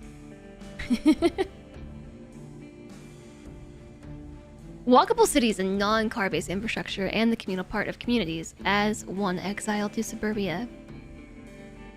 It sounds illegal somehow. Well, to be fair, it still is car-based infrastructure here, as is true in most American cities, right? But the place that I'm living is still fairly walkable. So, like, if I need to go anywhere else beyond my immediate little circumference, my home circumference, I do need to use my car.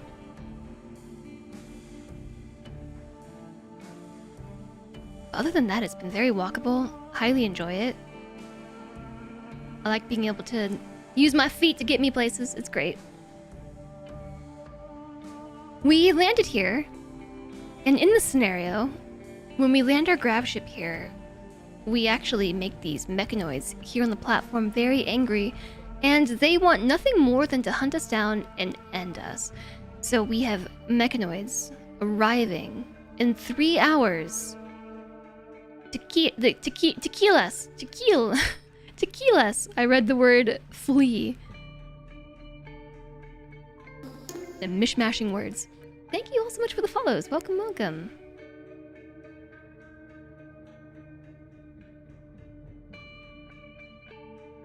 You want to get an e-bike as soon as you can afford it? I've been thinking about biking here.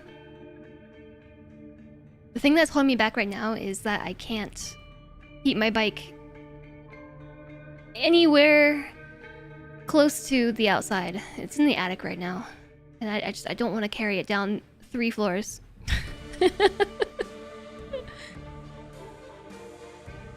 You're in a walkable place. You can't think of anything you'd travel 48.28 kilometers for.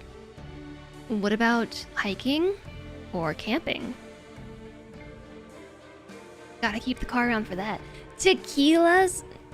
No, to kill us. Not tequilas.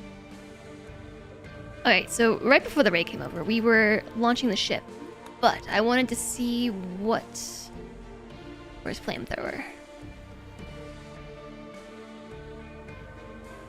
Where did Flamethrower... Oh, there you are.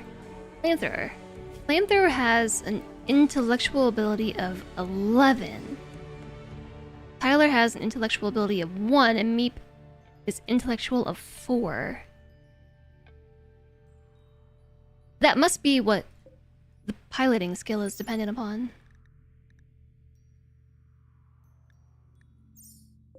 Boop. If we launch... Yeah, Flamethrower's piloting ability is 103%.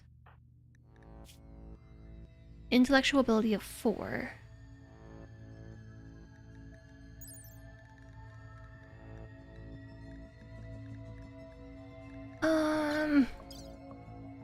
I don't remember how to find this information. Piloting ability. Oh, here we go. How well this person can pilot a vehicle. Base value 100%.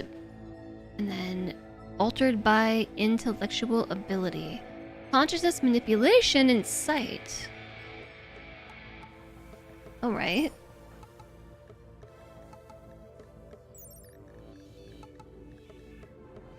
So the intellectual ability of 11 gives us 103%. For a final value of 103. You've been planning a weekend trip by train. Good luck getting to a campground by train. I don't know, maybe you could do that in California.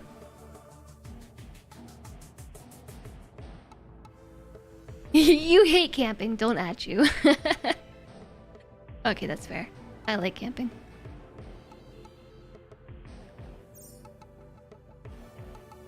Don't want to take the wrong train. Sounds like you're on the right track. Don't take the wrong train, though. Alright, so this is not gonna go very well. Even though Flamethrower is an okay pilot, we only have 3 people. Our co-pilot is not very good at piloting, sorry Meep. And we don't have enough crew to fill out this ship. We are missing some thrusters, so our expected launch quality is 29%. There's a 57% chance of having a minor incident when landing the grav ship. This is fine. The grav ship launch has begun. Just in time for the mech noise to arrive, 3 hours. Are you sure you want to launch? Your current map, as well as anything not on the grav ship substructure, will be permanently lost. The launch process is destructive, meaning you will not be able to return. That doesn't surprise me. They could get to the Grand Canyon via train. It is like a natural world wonder. Alright, we're launching. Is this our ship right here? Oh. Oh, that's the place that we can land from here. Because of our chem fuel limitation. What? What if I don't want to land here? I want to go to a glow forest. What does a glow forest look like? Launch the rocket. What is this? A glow forest. Okay, cool. There are plenty of glow forests within range.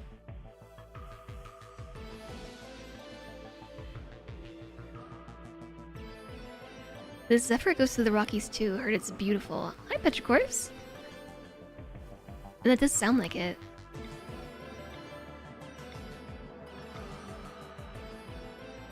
This glow forest is flat with a movement difficulty of 4.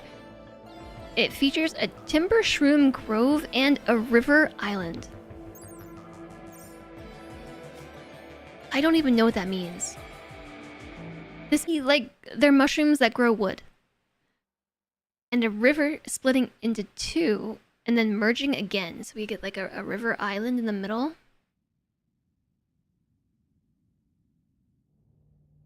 Geysers spew out massive sulfur clouds that cast the region into permanent darkness. Huge fungal colonies bloom in the dark, fed by the nutrients that the geysers bring to the surface. These areas are alluring and dangerous. Cool. River confluence. Tropical swamp. A merging of 2 rivers.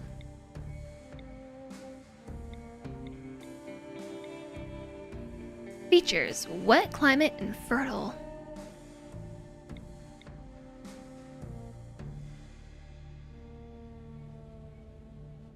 That is exactly what a timber shroom is. Mushroom trees that produce wood. Well, perfect.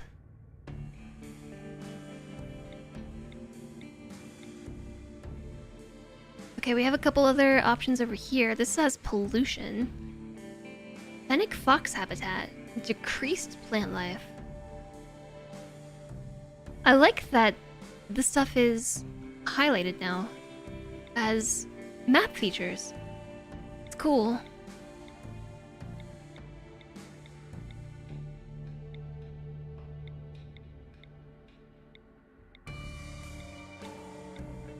Bullfrog habitat.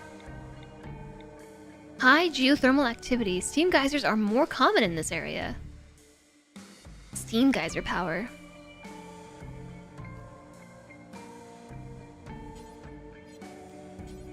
Jump to location, colony, view orbit. Whoops.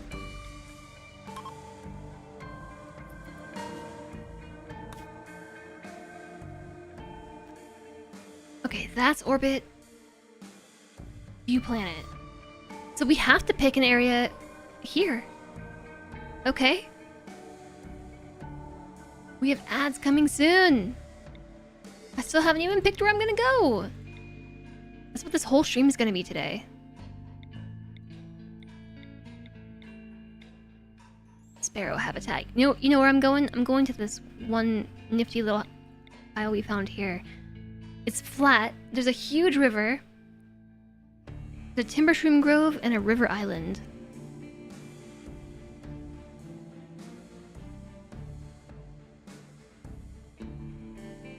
What I really want though are some mountains. But it looks like we can't really get low forest with mountains where we're at.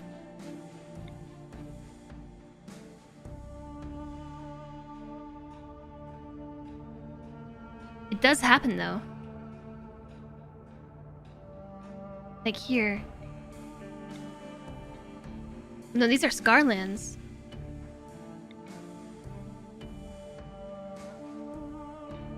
Okay, the glow forests are kind of more blurple. The Scarlands are purple. That's a glow forest. That's Scarland.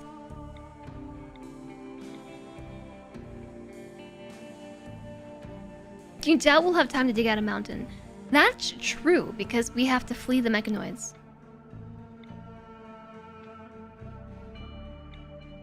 Okay, let's try this. Or do we take on the mechanoids? I don't even know. We're gonna go here to this glow forest. It's on a huge river.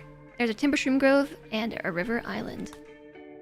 Large sulfur spouts permanently darken the skies and glow forests, making it hard to grow most crops. Land here anyways?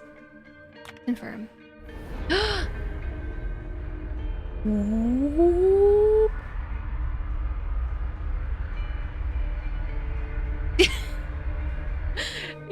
Even the corner of the map just pulled back. We've landed. Did everyone get an automatically? Yes, because I required all 3 people to land the ship.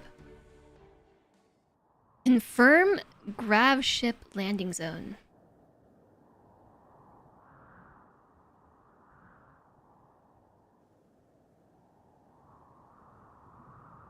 We're an IFO. Identified flying object?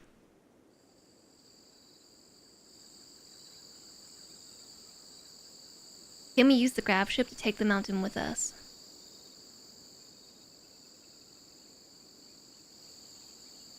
So this is the timber shroom mushroom. These mushrooms are all over the place. A tall brown mushroom with a long stem. When harvested, it yields a wood-like substance. I feel like I should land here, in the middle. And we should build our colony here. On the river island. All in favor of river island colony? Yeah, we can. What's that? A sulfur spout. A naturally occurring break in the ground from which volcanic gases escape.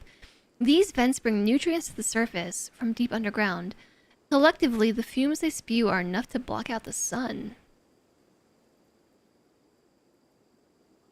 Smite the Empire by landing a large ship on their base as many times as necessary. Will landing on something crush it? And if so, can I use it to smite my enemies? Well, the mechanoids are our enemies. Unsure if we can smite them with our ship.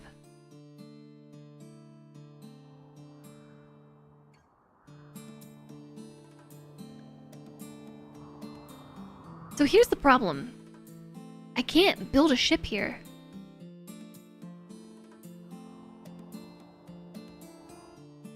This is the ship that we already have, and look how teeny tiny it is.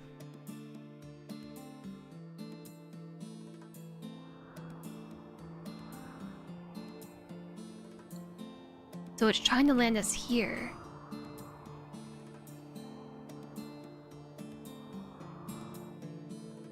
Who put this gigantic river here?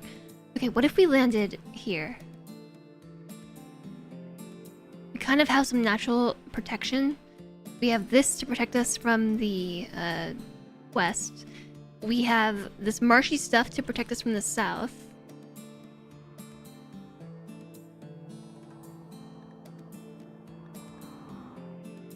And we can park the ship on top of this mushy, muddy stuff. Land where we have room to expand. That's kind of my thinking. We'll have room to expand like here. I don't know if I want to take out this little glow mushroom. I don't even know what this is. It's a boom shroom. These mushrooms produce volatile chemicals as a defensive measure. They can be harvested for chem fuel. However, this must be done with extreme caution, as the mushrooms can explode if they're destroyed. RimWorld researchers have used genetic material from the boom shrooms to bioengineer a number of chem fuel producing animals. Boomalopes and boom rats? Boomalope boom rat origin story. So yeah, maybe we don't want to land our ship on top of it. It might explode. Although that is exactly where I want to put my ship. Alright, for funsies. Right there, right on top of the shroom. The boom shroom.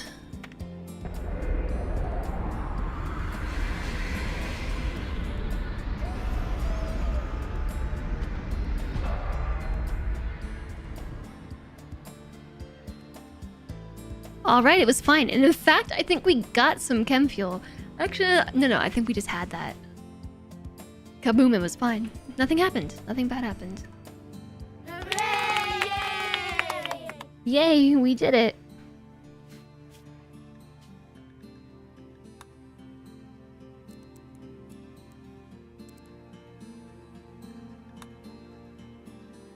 We did it. Okay, we're here. So this means it's stream's done now, right? There's a trash panda. Can we keep it? There's also a chinchilla and a warg.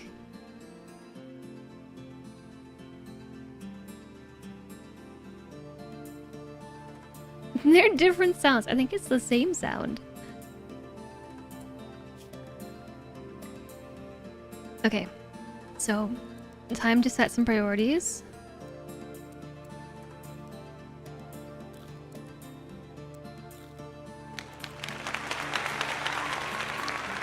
That's the other one.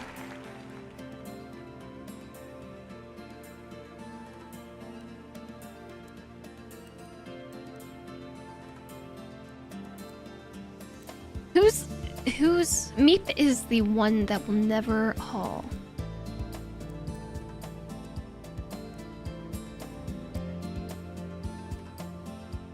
So I guess Meep will be our researcher.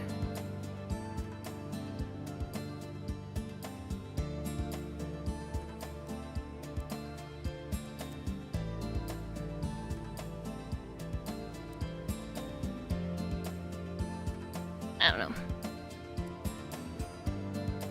I don't know.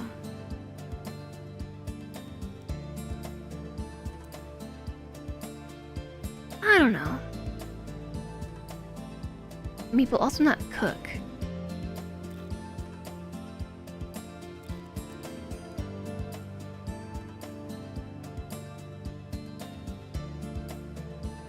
Meep is not good at dealing with plants, but the thing is, I want to keep these others free for tasks that Meep won't perform. So I'm not really sure at this point if we want to build just the grav ship or if we want to build a colony or a little bit of both. I'm not sure how long we stay here for before the mechanoids find us. I also don't know where I see how long until they find us and if I can see my scenario information.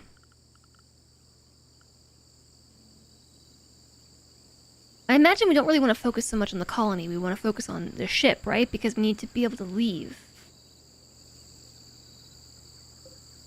How do we build the ship? Do I want to know? No, I'm kind of just speaking rhetorically / out loud. Odyssey. Grav ship substructure. A lightweight truss structure with flooring on top that forms the deck of a grav ship. Only things on top of this substructure can be lifted by the grav engine's levitation field. This floor must be constructed within the range of a grav engine. Okay, I saw that range earlier. Be able to move these? Okay, cool. We can move our thrusters, so we can actually expand the ship in any direction around the engine.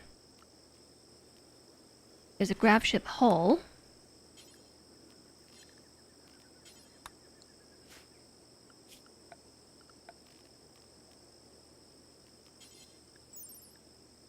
A strong airtight wall that prevents oxygen leaks in the vacuum of space.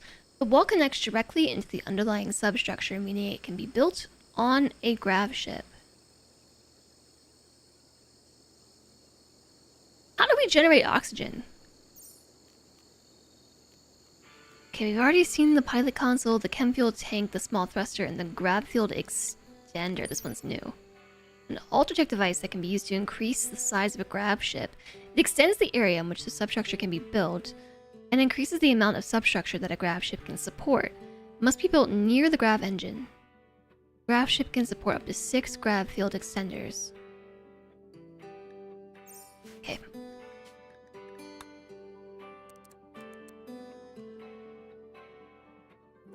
Gotta keep tweaking the audio until we find the right balance here. One of those easy games that includes oxygen. Oh yes, very easy. So I think we probably just want to build the ship itself.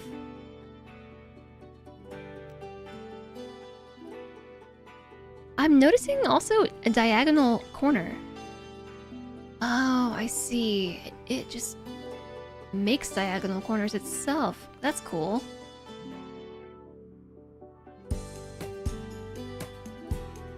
Now the music's too loud.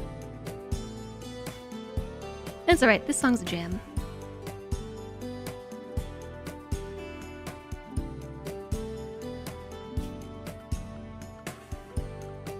It's a little loud.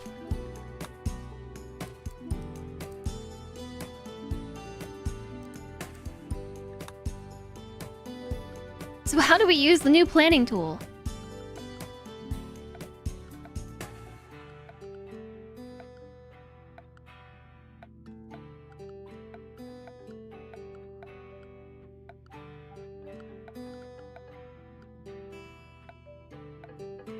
We are playing 1.6, right? What if we aren't even playing 1.6?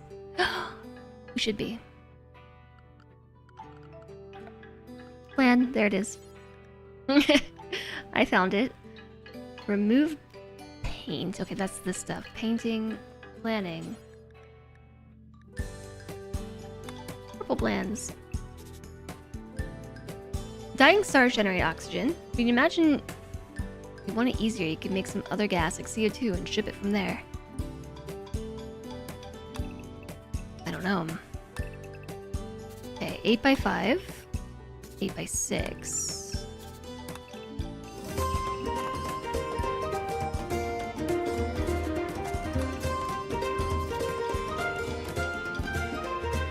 That was The very factory loud. must grow.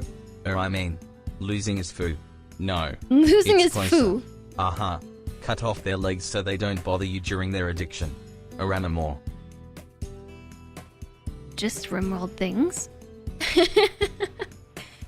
Just RimWorld things. Blue Squid, hello. Thank you for the 26 months.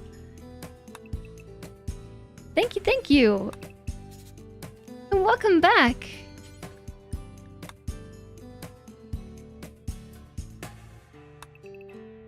How are you doing today?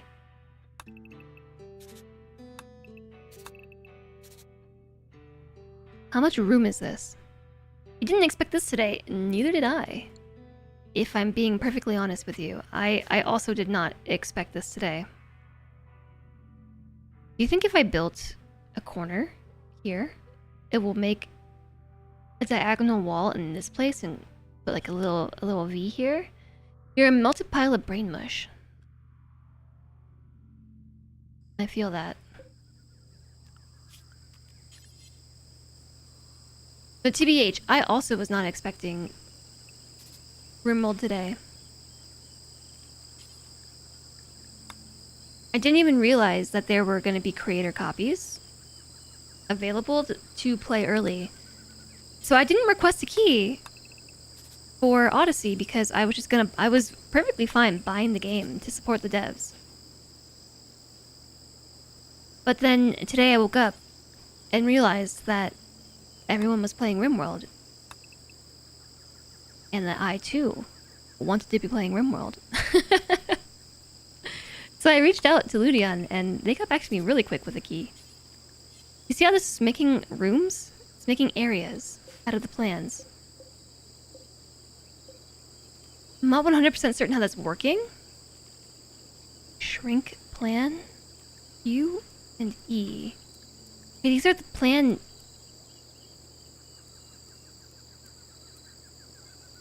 Designators. Gonna have to work with that to figure it out.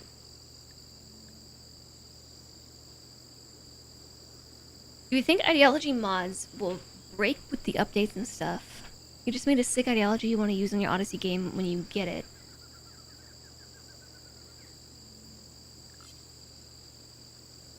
What Ludion has said is any saves started in 1.6 on the unstable branch will be compatible with 1.6 once it launches alongside Odyssey on Friday. So I think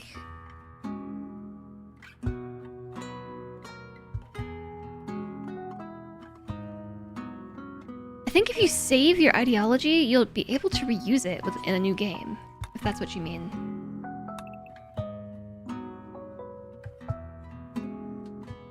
No one expects the DLC Inquisition. I sure didn't.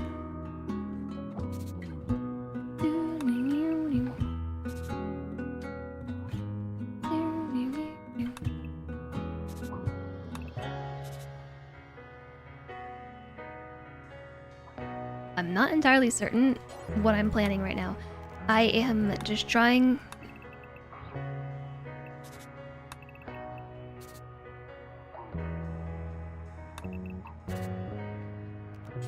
to make some little bedrooms. Or I guess this could just be a barrack.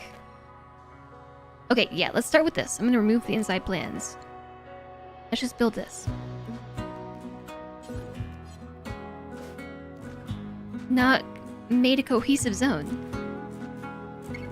Copy. Rotate.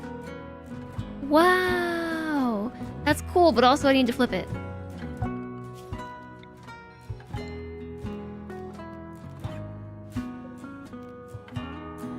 Copy or copy selection. Copy all plans within a selected area.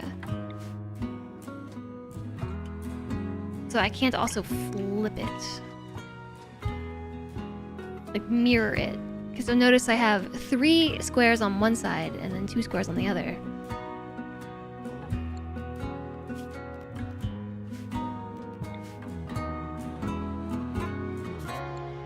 That's okay. I know what I mean. So to do this, then we just need these grav ship structures. It requires 1 grav light panel. Here's the thing, I don't have that many. For grav light panels, I have 400. So this... I guess we do have that many. It's 109. It's 436 steel, though. And that's just the floor. That's just the floor. Okay. Let's start with this. And we'll expand out as we go. No flip, literally unplayable.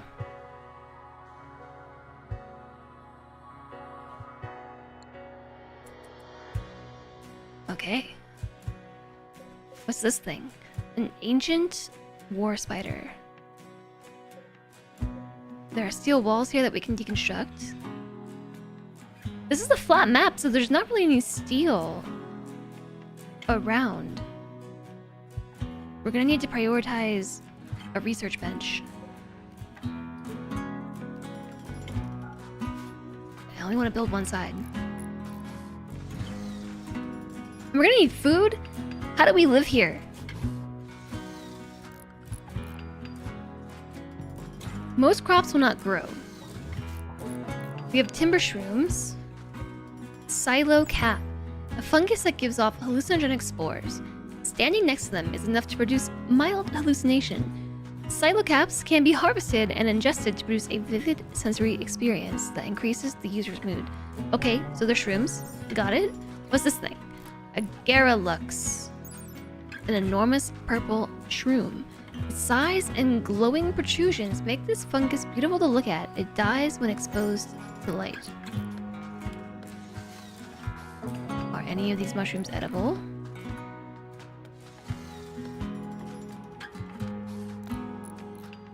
About this one. Night Rafflesia. A distant cousin of the giant Rafflesia? Rafflesia. This plant has adapted to thrive in dark locations. Its beauty is tempered by a strong stench of musk and rotten eggs.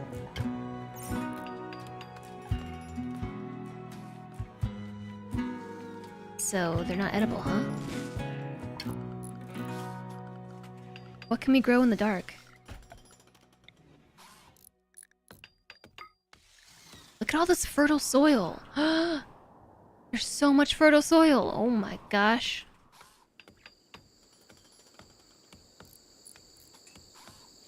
Maybe I'll make a little field right here. I'm picking this spot because it's surrounded by marshy stuff that can't burn. Yeah, cave mushrooms is kind of what I'm thinking. I haven't done a dark light run before. Nutrifungus? It can grow on fungal gravel, but only in darkness. Nutrifungus. Oh! Flamethrower has high hopes for your new grav ship and wants to christen it with a good name. What should the grav ship be called? What are we gonna call this thing? The White Gorgon, the Crazy Hawk, the Massive Anguish, the Flying Kangaroo, the Mindless Hawk, Shippy McShipperson, Belated Falcon, the Small Triumph, the Solicitous Ship, Substantial Revenge Warship, the Red Grab Ship, the Flying Rhino. I kind of like the Flying Rhino. Bodie McBoatface.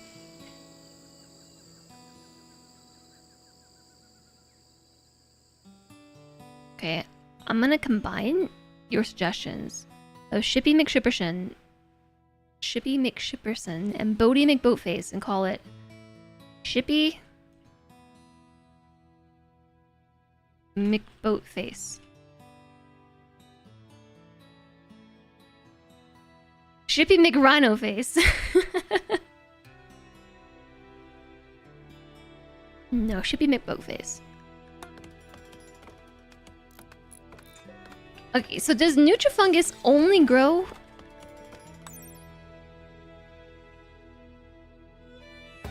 on fungal gravel?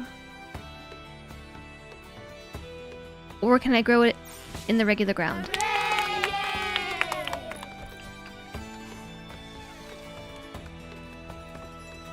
I hadn't heard this song in forever. Not since December. I think Slentre has it on his playlist. I've heard it a couple times.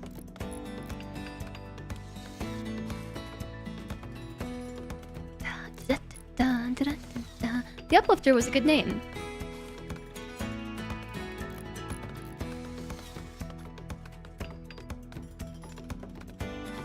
Yeah, unsure about the fungal gravel thing. I didn't really explore.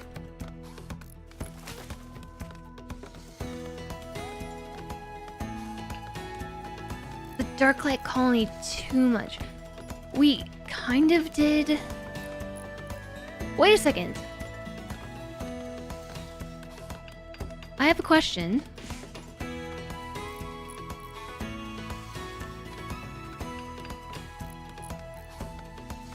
Doesn't Nutrifungus need to be in the dark? Yeah, it's dark here. Darkening skies. Permanent. Thick black clouds block out the sky and the sun. Forever. So it is dark. What was my next question?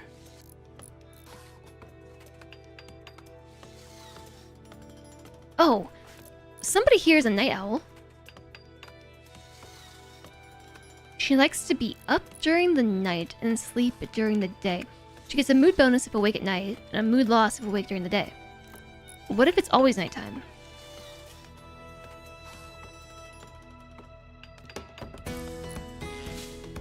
$2,200 hours.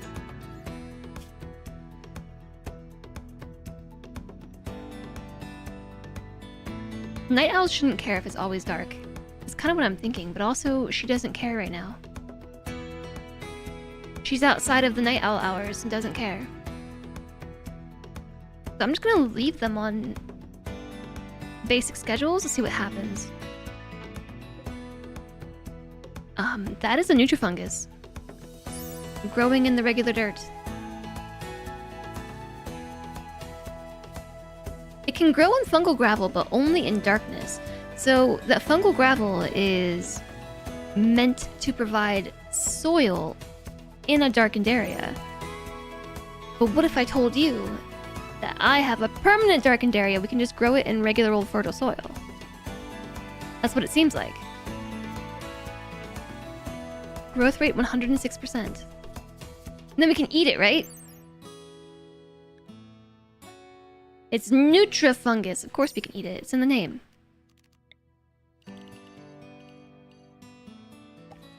Okay, I'm gonna make a big growing zone then.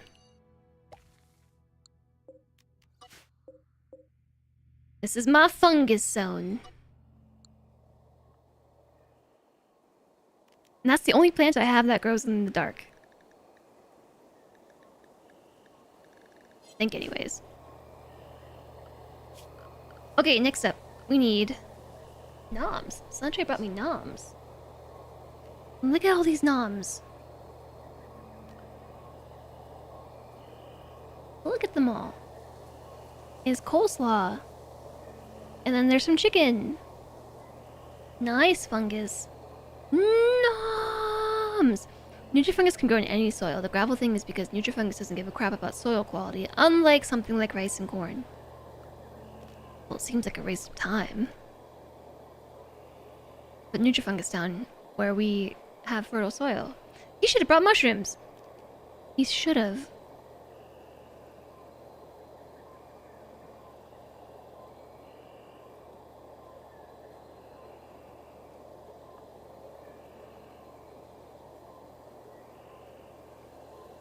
Note to self. Install Don't Stop the Music.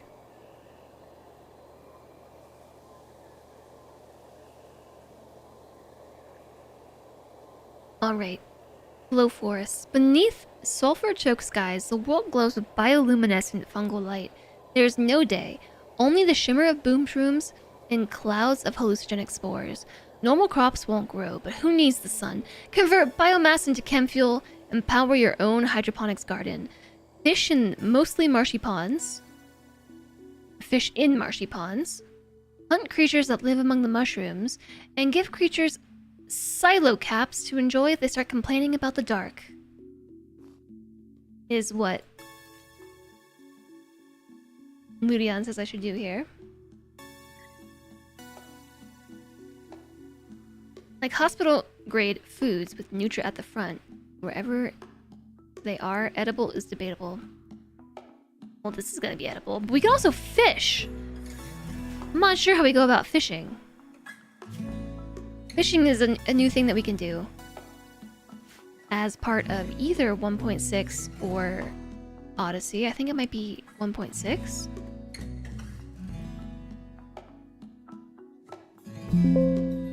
Nope, it's Odyssey. Sorry, that was me, by the way. Fishing is a part of Odyssey. I think we need to get a research bench made.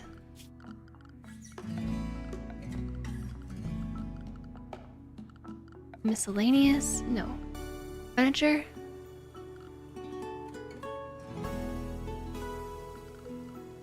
Production. Research bench.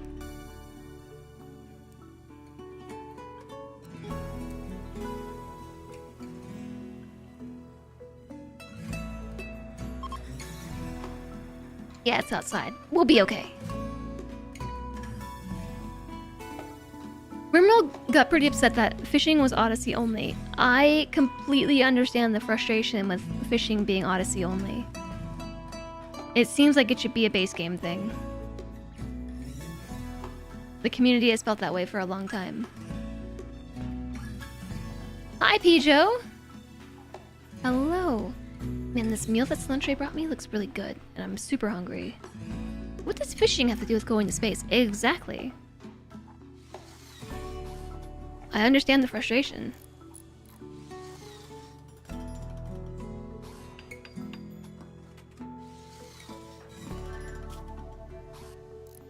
We're operating with a construction skill of 4 here. Meep is gonna be at this for a long time. Meep's operating with a plant skill of 2. Maybe I should shrink the zone a little bit. I forgot Meep is really bad. Like, really, really bad. So we'll start small. I imagine the secrets of fishing are gonna be behind the research bench.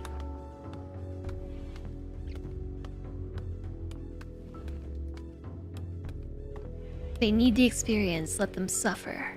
Yes, suffer. No, working, not suffering.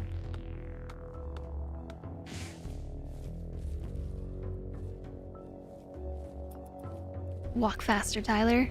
Walk faster. We have wood inside the ship.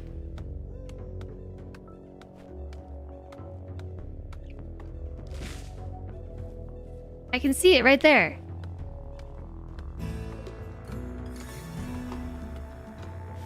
Saving that wood for a rainy day. So that will give me some research to do. Also flamethrower. Flamethrower is doing nothing but just like hanging out all day. Because there's nothing else to do at the moment. Alright, there's our research bench. Fish. Fishing, 600 research points. I think we should definitely go for that. Because I'm a little bit concerned about what we're gonna do for food. We should probably take off our suits too, shouldn't we? Our vac suits and our vac helmets. And also probably equip some weapons? Just a thought.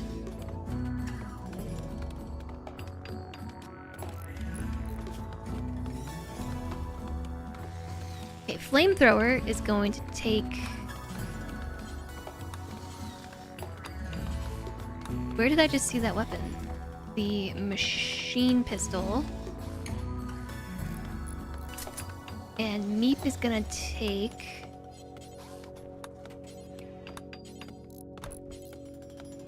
Didn't we start with... Oh, the auto pistol. I also have a steel breach axe. You're gonna nap for a bit? You have fun too, Blue Squid. It's not exactly warm outside, but the suits slow us down. They slow us down a lot. Like, a lot. They slow us down by... the helmet. 1.25 cells per second. Have a really good nap, Blue Squid. Chat, I have to go soon. I have my workout class in an hour and 15 minutes. And I need to eat my food. But we just started playing RimWorld. You wonder if there's a way to minimize the reduction. Maybe somewhere in the research.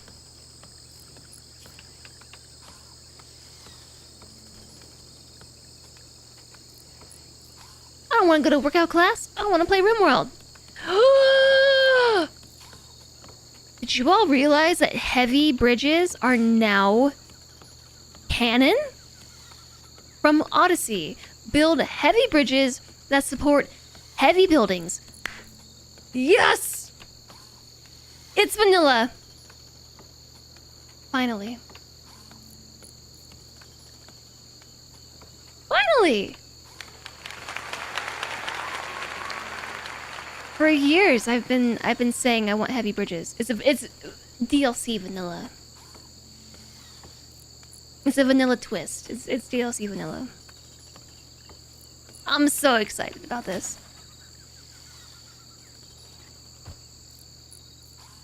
Hi there, PC Max.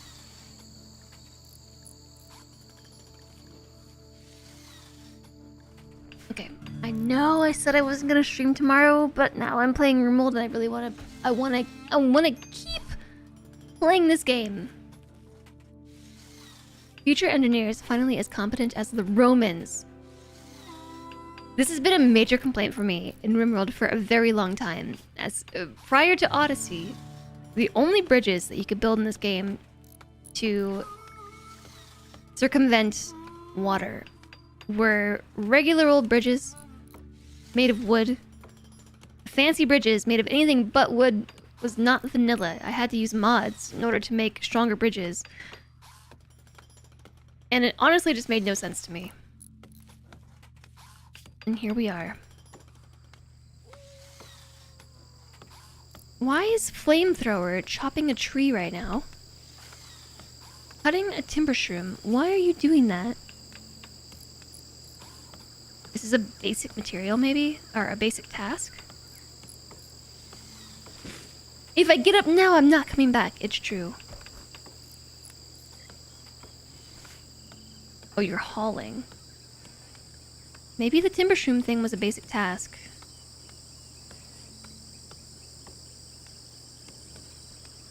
Yeah, to place the floor. I think these grab ship floors look pretty cool. Do you think we're gonna be able to skin them with something?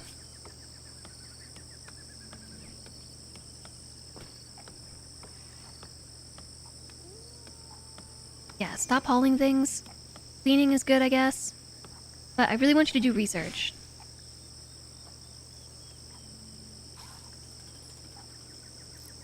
And also this food thing needs to happen ASAP. We only have 60 survival meals. We only have 48 survival meals. Also, we need a table. Table is required. Ooh, look at these cool tables.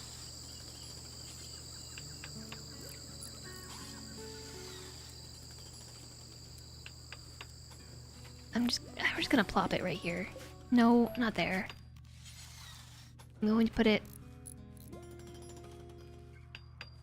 here. Off to the side, kind of. And then we need some stools.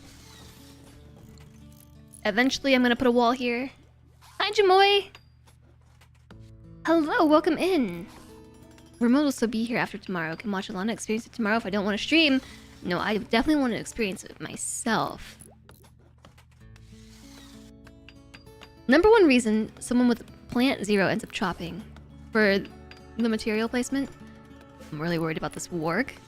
That's just living near our camp. I mean, our ship, which is why we're gonna need walls. I'm gonna focus on building this area. Maybe I shouldn't have built it all the way out to the edge, and we should have started with a smaller platform that I could have walled, at least partially. I can't build the walls until I build the floor, right? Unlike a basic building. You know what I could do? I could build walls around the ship. Seasonal flooding. Rainfall upriver is causing the river to swell. The flooding will subside after several days. It's flooding. It's a toad! Oh my gosh, look at this colossus toad. Look at this. Oh my gosh. A massive frog bioengineered for industrial farms. While safe to eat, its thick skin secretes an unpleasant slime.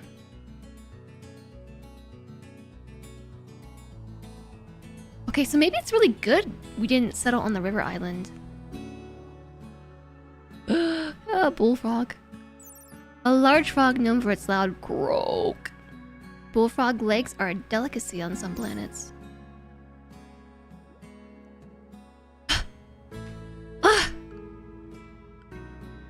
Pain. This pains me, chat. But I have to go. I just want to keep playing RimWorld, but we'll have to play more soon.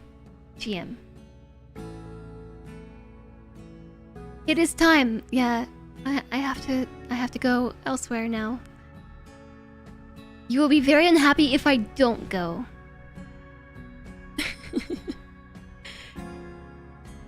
Thanks, Tyler. Yeah, I need to eat my lunch at 5:20 p.m. Lunchtime, everybody.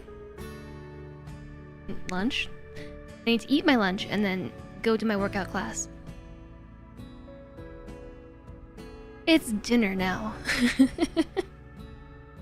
It is dinner now. I'm gonna stop the YouTube stream here. Everyone say bye, YouTube. Look, Odyssey Day 1 already archived.